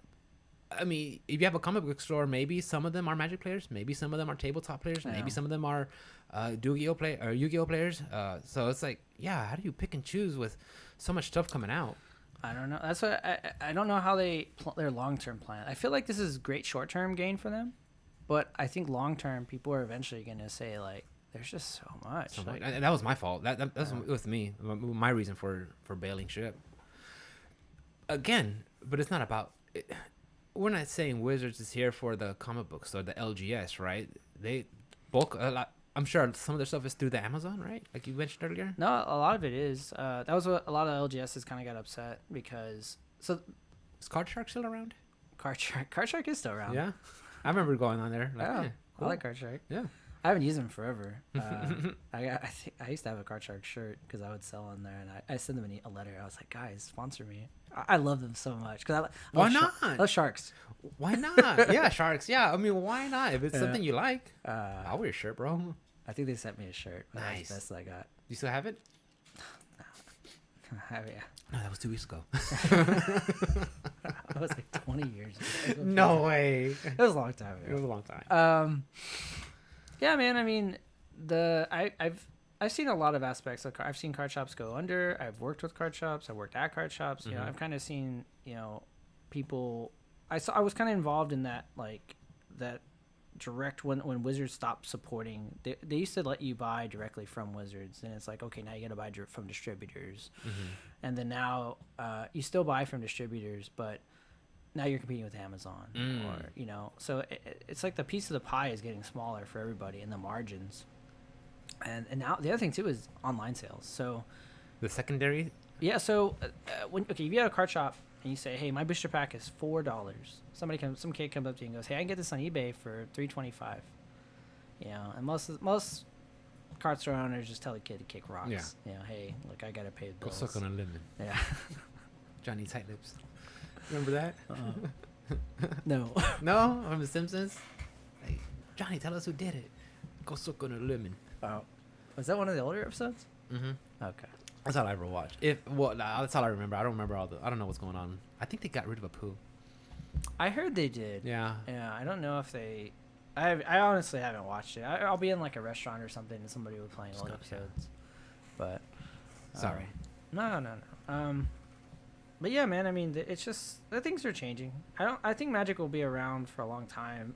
And people at Wizards may correct the trajectory they're going down. I think ultimately numbers will tell, right? If things stop selling, people stop spending money, they might pull back. But until that happens, game on. Yeah, they're just gonna go balls to the walls. Put out the stuff you can. Another card I want you to laugh in my face for. Undermine. That's complete garbage. Is Counterspell good? Counterspell was insane. Counterspell's still good though, Still right? good. Okay, It's Counterspell's awesome still in good. Modern. Okay. It's actually played in Modern. Thank God. They reprinted it. Did they? And yeah. Because one day for a while saying, you know what, 2 mana is just a little bit too good. So I used to play a lot of Modern. Yeah. And so you had Mana Leaks and Yeah. like alternative stuff, Remand. I remember enjoying Remand. Yeah, Remand. Remand's always been good in like the combo decks or the tempo decks, not so much the control decks. Because like obviously they're gonna, the control deck's gonna go have a long game. Sure. Remand just kind of stifles. It's a temporary stop. Yeah. Yeah, and not to say that control decks didn't play Remand, but they all kind of have their place, right? So when Counterspell got leaked or spoiled, I couldn't believe it. Yeah. I was like, what? This card is insane. Like, how are they gonna let it in Modern? And I was so happy. Yeah. Which art did they use? Any of the old ones? Any of the good ones? The Mark Poole one? No, they made a new one. That's the other thing too. Magic art now is all digital. Well, not all of it, but a lot of it's all digital. And I don't. Rob Alexander still make some of the lands? He does. Still? I don't know if he's made anything recently, but he was my favorite illustrator for lands. I like Rob Alexander. Man, go. So he used to go to a lot of events. Yeah. And when he would, the lines would be just out the everywhere. Door. Nice. Because he made all the shock lands. I think he made all the onslaught fetches too. Yeah. And so he had made a ton of lands. And so everybody would be getting their dual sign and their fetch land sign. And it would take forever to get anything out.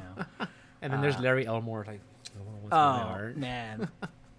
But Kel actually has a book of Larry, like a book of some of the illustrations. She's like, yes, from Larry Elmore. I'm like, the guy who did Magic?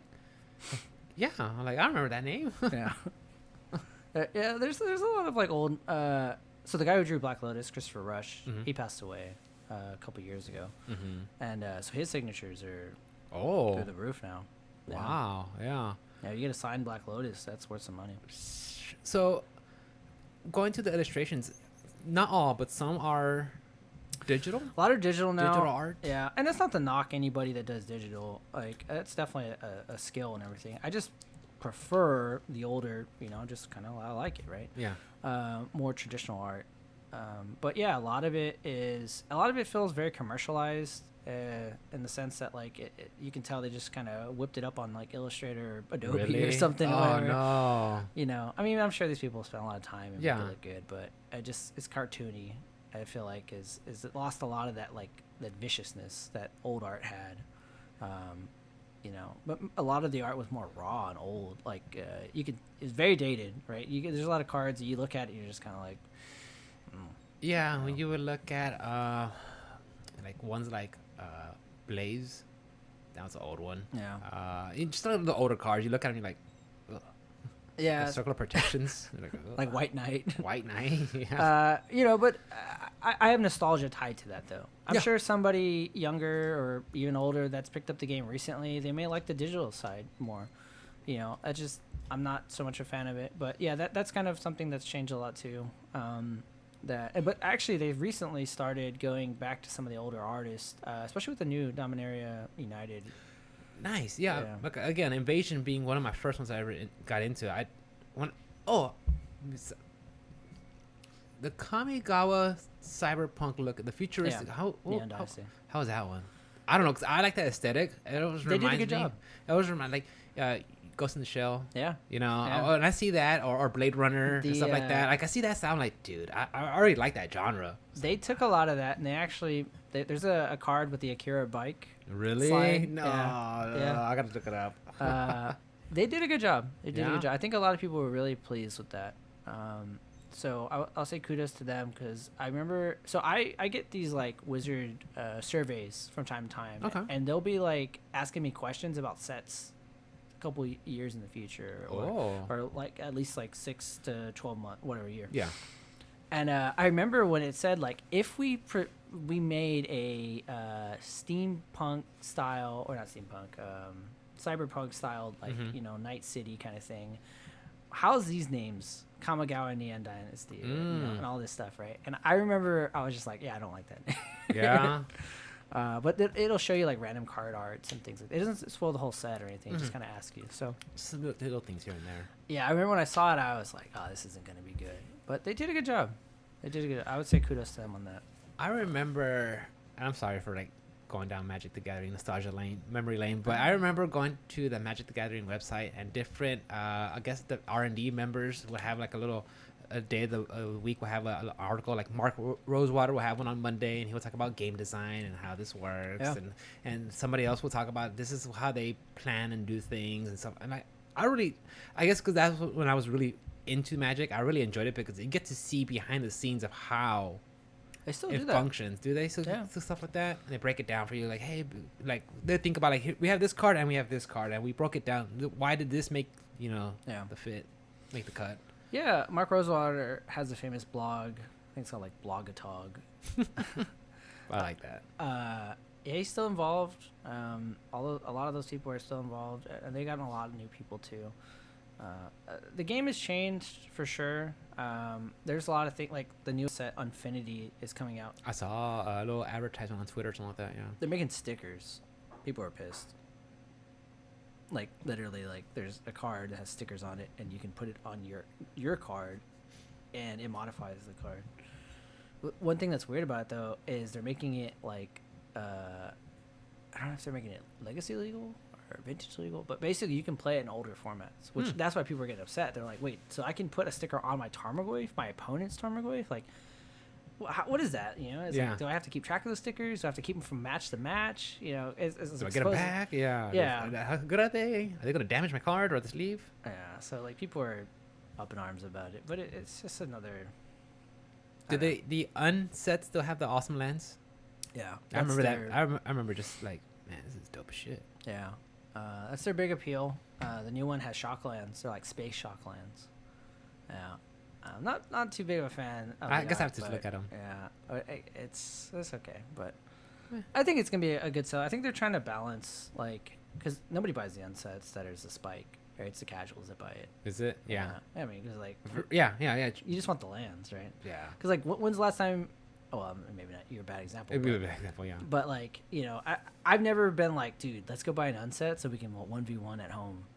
Like because there's no tournaments for it, right? So I remember like, me and Travis with 50-50 on a box of Ravnica. Yeah.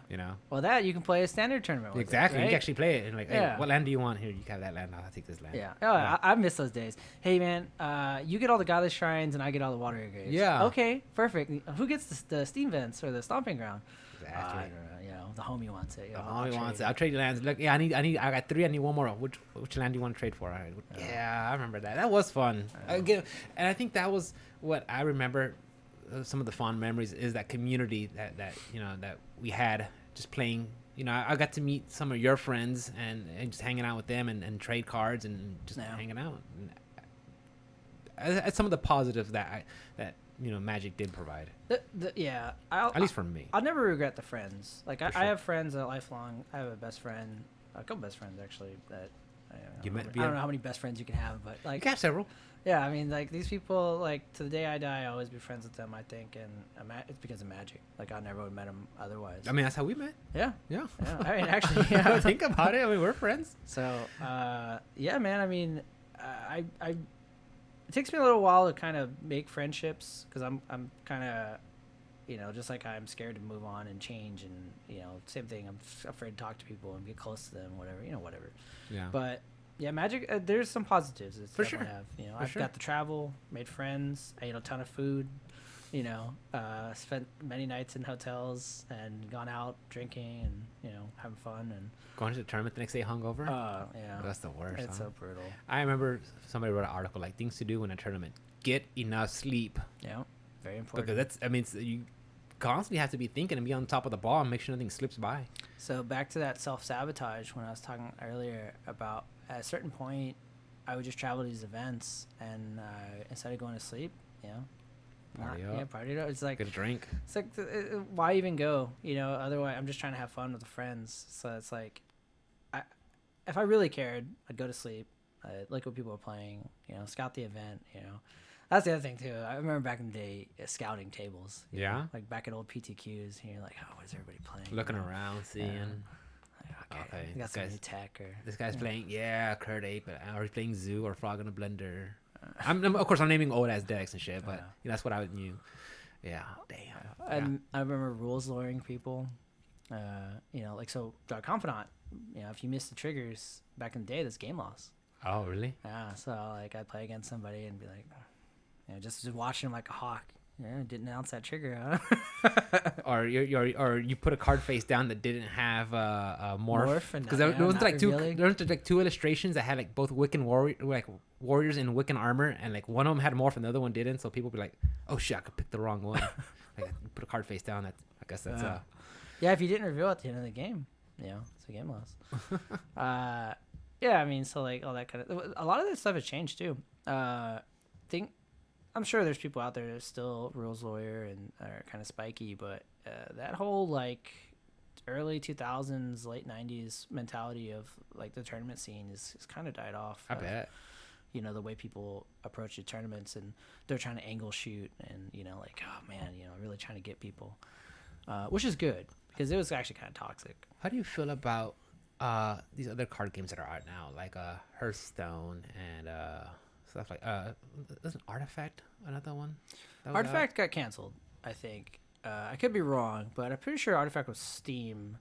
So I'll tell you how I feel, but I'll tell you a quick story. Yeah. My friend, who is a professional Magic player, actually really good at the game, he said, hey, I'm going to quit playing Magic, and I'm going to stream Artifact. So he gave up pretty much everything. He made good money like on the side or whatever, so he was financially set. Mm-hmm. Artifact came out, and it just flopped. And so he was just like, you know what? I'm going to stream Magic. And then he realized, I hate streaming. Really? He just quit.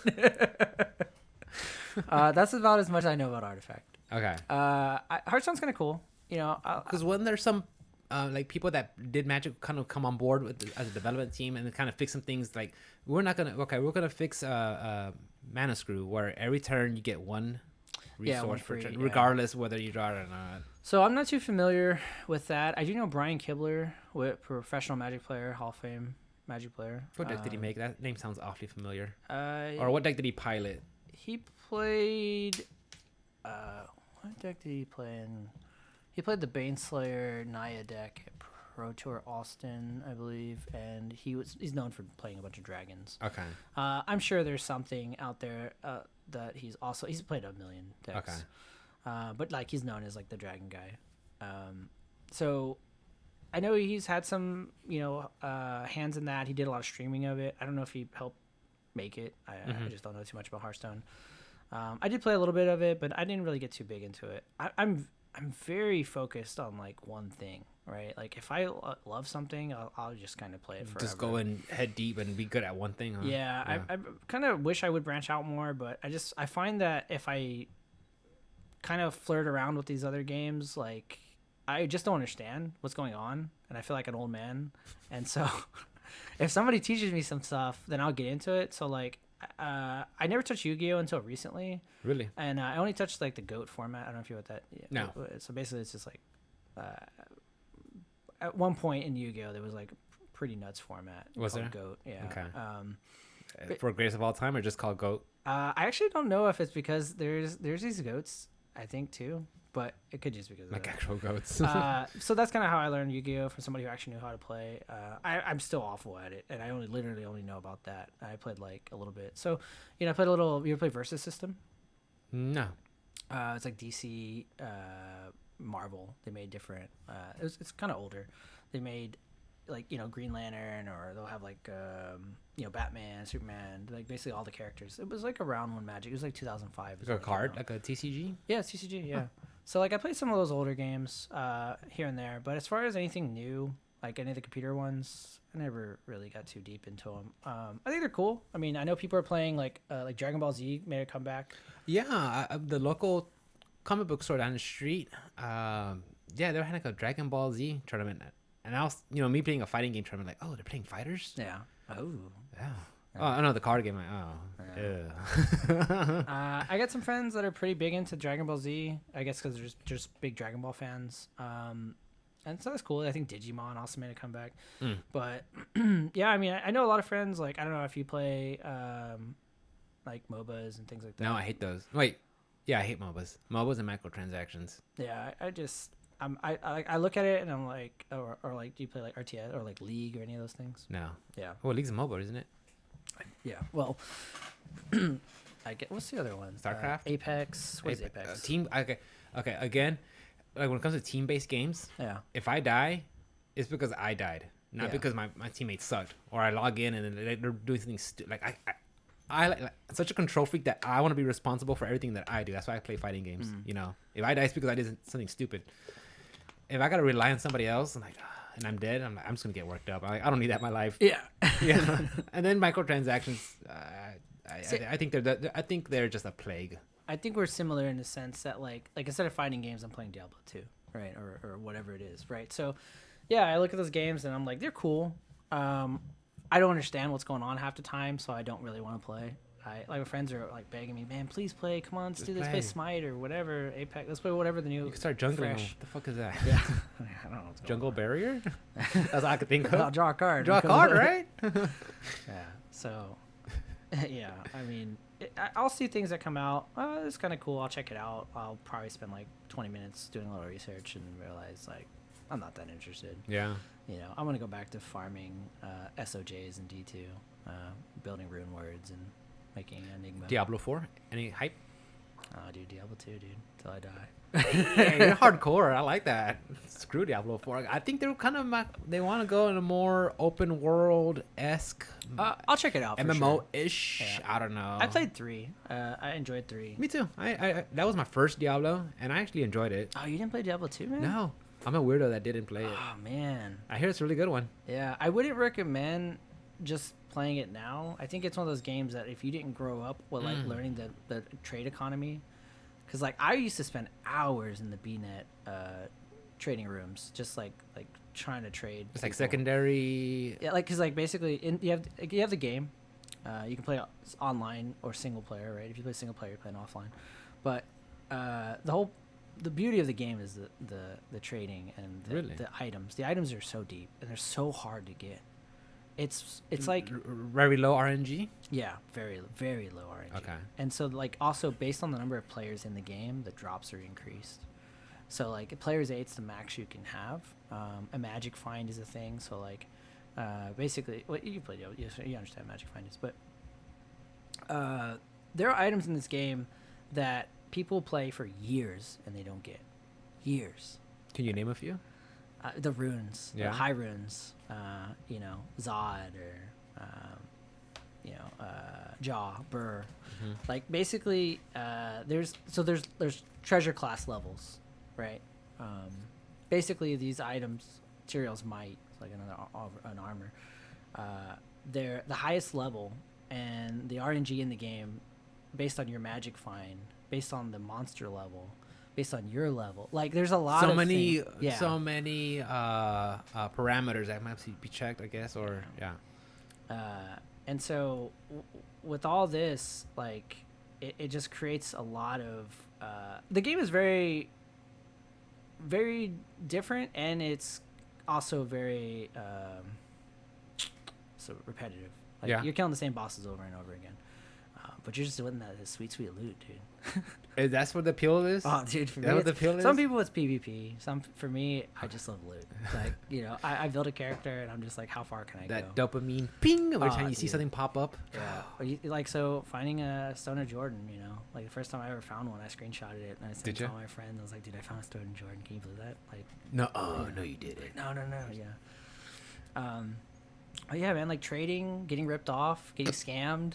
Oh, I mean that happens. Oh. I mean, you have to do due diligence, right? Yeah. So especially in old Diablo 2 before Resurrected, I think they patched it. But in Act 1, you used to trade. So there's certain items you can't trade in the trade box because they're soulbound, I guess. Or just untradeable. Like I guess like a legendary thing. Right? Okay. It's like they're not meant to be easily traded, right? So Jahid's Fortune was one of them.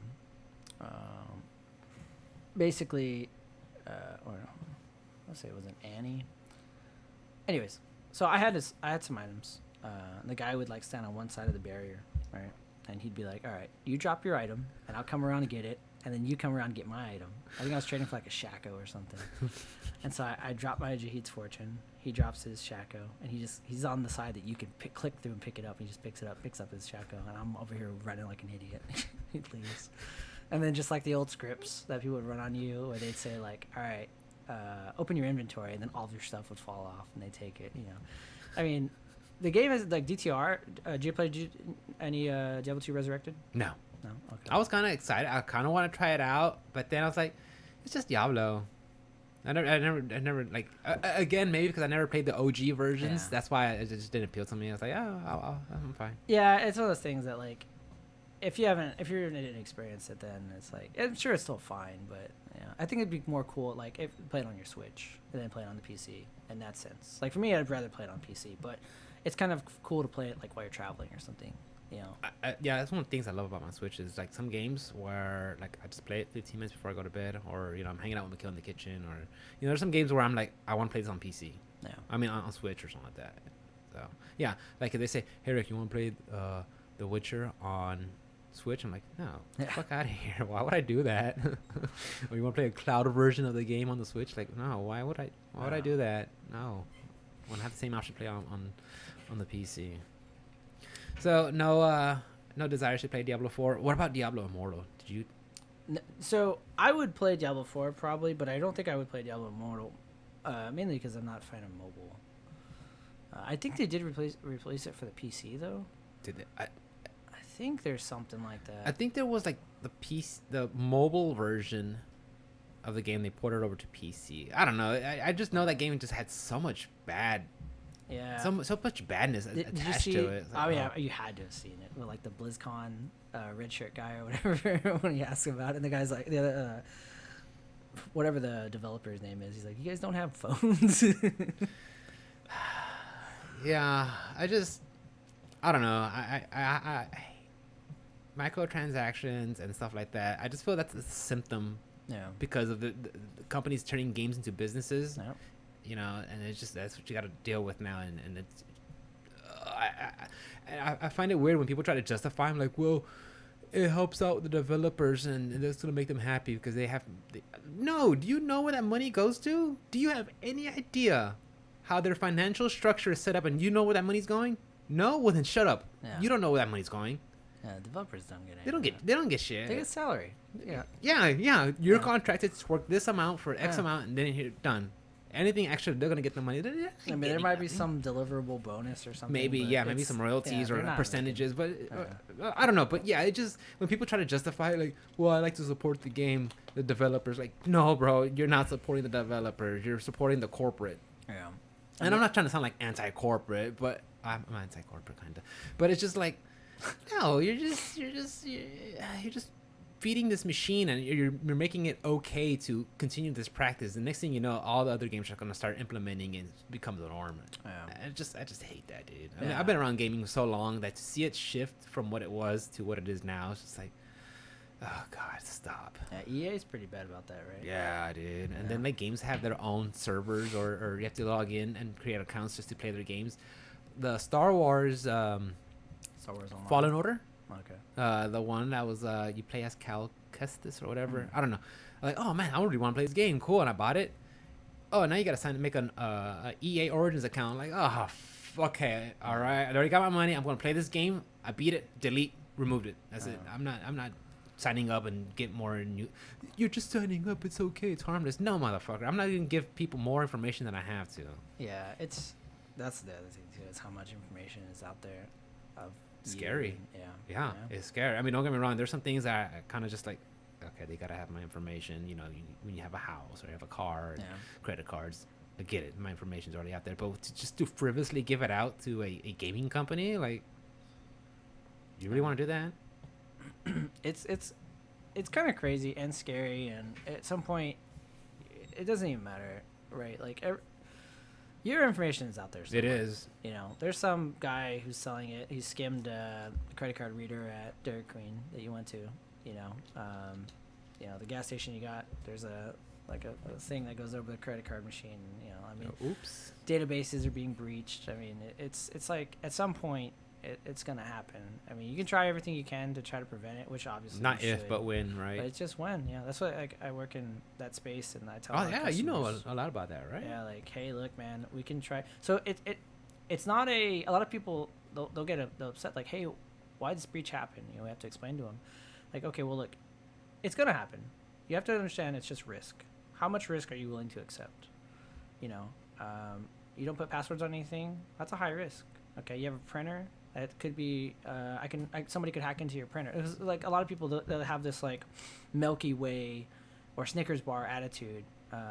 Maybe not Snickers bar, but I like Snickers. hard on the outside but soft on the inside. Mhm. Right? And so they'll have their home network or their work network or whatever, but none of their computers will have passwords or any encryption or whatever. And so same thing, right? Like, so I have a lot of healthcare. We have to abide by HIPAA laws, right? Make sure all the health and privacy and everything is secure. Well, if anybody walks in the front door, like maybe their door is secured or they have a firewall or whatever, but they just plug a flash drive into the computer and download the files. There's no security protocols for that stuff. And it's like, there's so many people. Once a hacker gets in, he gets through the firewall. And there's no passwords there's no domain server or anything like that. It's like people want they'll be like, how did I get hacked? And it's like, well, you had a hard shell, but they found a way through it. They spoofed your email. It's like your password is your dog's name with a 1 with an exclamation mark. You figured, and then you post on socials about you hanging out with your doggy. I'm sure there's social engineering based on that too. Like, hey, I want to find out who the IT guy is for a healthcare place. Let me look him up on LinkedIn. And I know who to spoof, or not even them. A lot of things we see is financial departments. So they what people will do is they'll get into a computer and they'll find out who to target. Right? They'll say, okay, I need to find out who's the person that writes the checks here, because I want to pretend like I'm that person. And so they'll monitor the person who's ordering the checks, right? And they'll look at their histories and how they write and everything. So when they're going to strike, they'll spoof an email and they'll say it's coming from John Doe, but it really will come from somewhere else, right? But it'll say they're John Doe at fakecompany.com or whatever. Apple, but the L it's 3 Something's L's. off just a bit. Yeah, if you're not vigilant about it. Yeah. And so they'll say, hey, I changed my banking address or new routing number. I see that all the time. People fall for it all the time. So it's like, obviously be as safe as possible with your information. Don't give it out to these companies, but ultimately it's out there. They really want it. There's a lot of companies that I see, they don't care about your information. I can name, obviously I wouldn't, but there's in this profession, healthcare profession, there's customers that they don't care about your information. Really? They lock it up inside their EMR, which is electronic medical records. But as far as their computers go, they get breached. They don't say anything. They don't report it. Because they don't have to, I guess. I mean, they should, but they get fined if they do. And they don't want that. They're losing money. That's a loss. Yeah. So I mean, like, they'll call us after the fact. Hey, what can you do? Damage is done. Hey, man. A lot of people get ransomware. I don't know if you know what ransomware is, but basically, they'll get access to a computer. They'll get all the files and they'll encrypt them. And they'll say, hey, I'll give you the encryption key, but you have to pay me some Bitcoin. So I had a customer that happened last weekend. Basically, I tell the guy, hey, I suggest you hire us to manage your network, install a firewall, put some antivirus, all these things, right? Standard stuff. Guy didn't want to do it. Didn't want to spend any money. A couple months later, he calls me up, which was like a week ago, and he's like, hey, man, I can't access any of my storage files. I was like, okay, that's strange. Let me go there. So I go over there. I'm looking at it. I'm like, they're 7-zipped. You know what 7-zip is? Isn't it like compressed files, like WinRAR and stuff like that? Yeah, exactly. Yeah. So, who 7-zipped these? And I see this big text, and it says all caps, "Read me." Hello, we're Quick Security. We just want you to know that you had no security protocols. We've hacked you. If you want your stuff back, give us $500 in Bitcoin. They actually asked for 0.05 Bitcoin, which is like $1,200, but whatever. So, anyways, long story short, they got their stuff back. They paid their ransom. But guess what? Those people, they don't just delete those files. They're selling all those credit card numbers for $1 a piece on some dark web website. To internet agencies over the seas who want it, or anybody. Yeah, I mean, you can literally go buy socials for like $1 a piece, and credit cards with CVVs or without, without the little three digits in the back. And they're worth more or less, if you have the people's ID. God damn, you're scaring the shit out of me. Well, I mean, but it's out there though. That's what I'm saying. It's like we live in the day and age where that is very possible. I mean, it's so easy to have. Oh yeah, remember all my passwords. Or do basic passwords, and then something happens. And I mean, there have been some times where I get an email. It's like, man, this sounds awfully fishy. Just delete it. Just delete it. Just delete literally it. fishy. Yeah, it's just yeah. It's just, man, this is odd. Like, hey, we really like your podcast. Would you like to join our format? Log in here. Like, I already know who I have my podcast. Nope. Yeah. So people will they'll tailor their attacks. They'll watch. Like, that's what I tell people. They'll be like, oh, how'd they get in? They must have got in recently. They're probably watching you for a couple months. Yeah. Because they want to see what your habits are. Yeah, what your habits are. Right? How often do you go on Amazon? Exactly. Some people, you get emails saying, "Hey, you got your items from here's email sending Amazon sending an email that says, hey, your items have been shipped, and you're so used to just seeing those. They'll just sneak one in there and then you get got. You get clicked on it or something. Yeah. It's just a lot. There's all kinds of hackers, right? There's the dumb guys that just shotgun blast and send a million things, hope to hit, and they do. You've been you're an inheritance of a Nigerian prince. What? Okay, well, let's see where this takes us. How much do I get? A lot of them are smart. They know that if you ransomware the entire company, that company's got to pay, because otherwise they're down. And guess what? Every day you're down, that's money lost. And then customers, patients that can't be seen, they say, hey, where's my medical records? So much critical information. Oh, it's huge. I mean, you got to have multiple backups. You got to have, like, there's not enough security, right? So there's too many people attacking that. There's just no way to defend it. You kind of do the best you can. That's why it's all about risk. So you tell customers, look, it's not if, what, when. It's like, I'll show you all the risk. I'll show you where the problems are. Let me run a vulnerability scan, whatever. You can patch everything here, but there's still going to be places where... And that's just for right now. Who's to say somewhere down the road? New interface gets introduced. There's new risks, new patches, printers, scanners. They updates, all have patches. drivers. Yeah. I mean, it's huge. The threat landscape is just ginormous. That would make me super anxious. I couldn't do your job, dude. I'd be more anxious. All I have to do is grab a package from a truck, scan it, and drop it off. That's all I got. You got to worry about, am I getting hacked today, or when am I getting... Yeah. I mean, so we actually host servers for our customers. We have 2 data centers, without giving out too much information.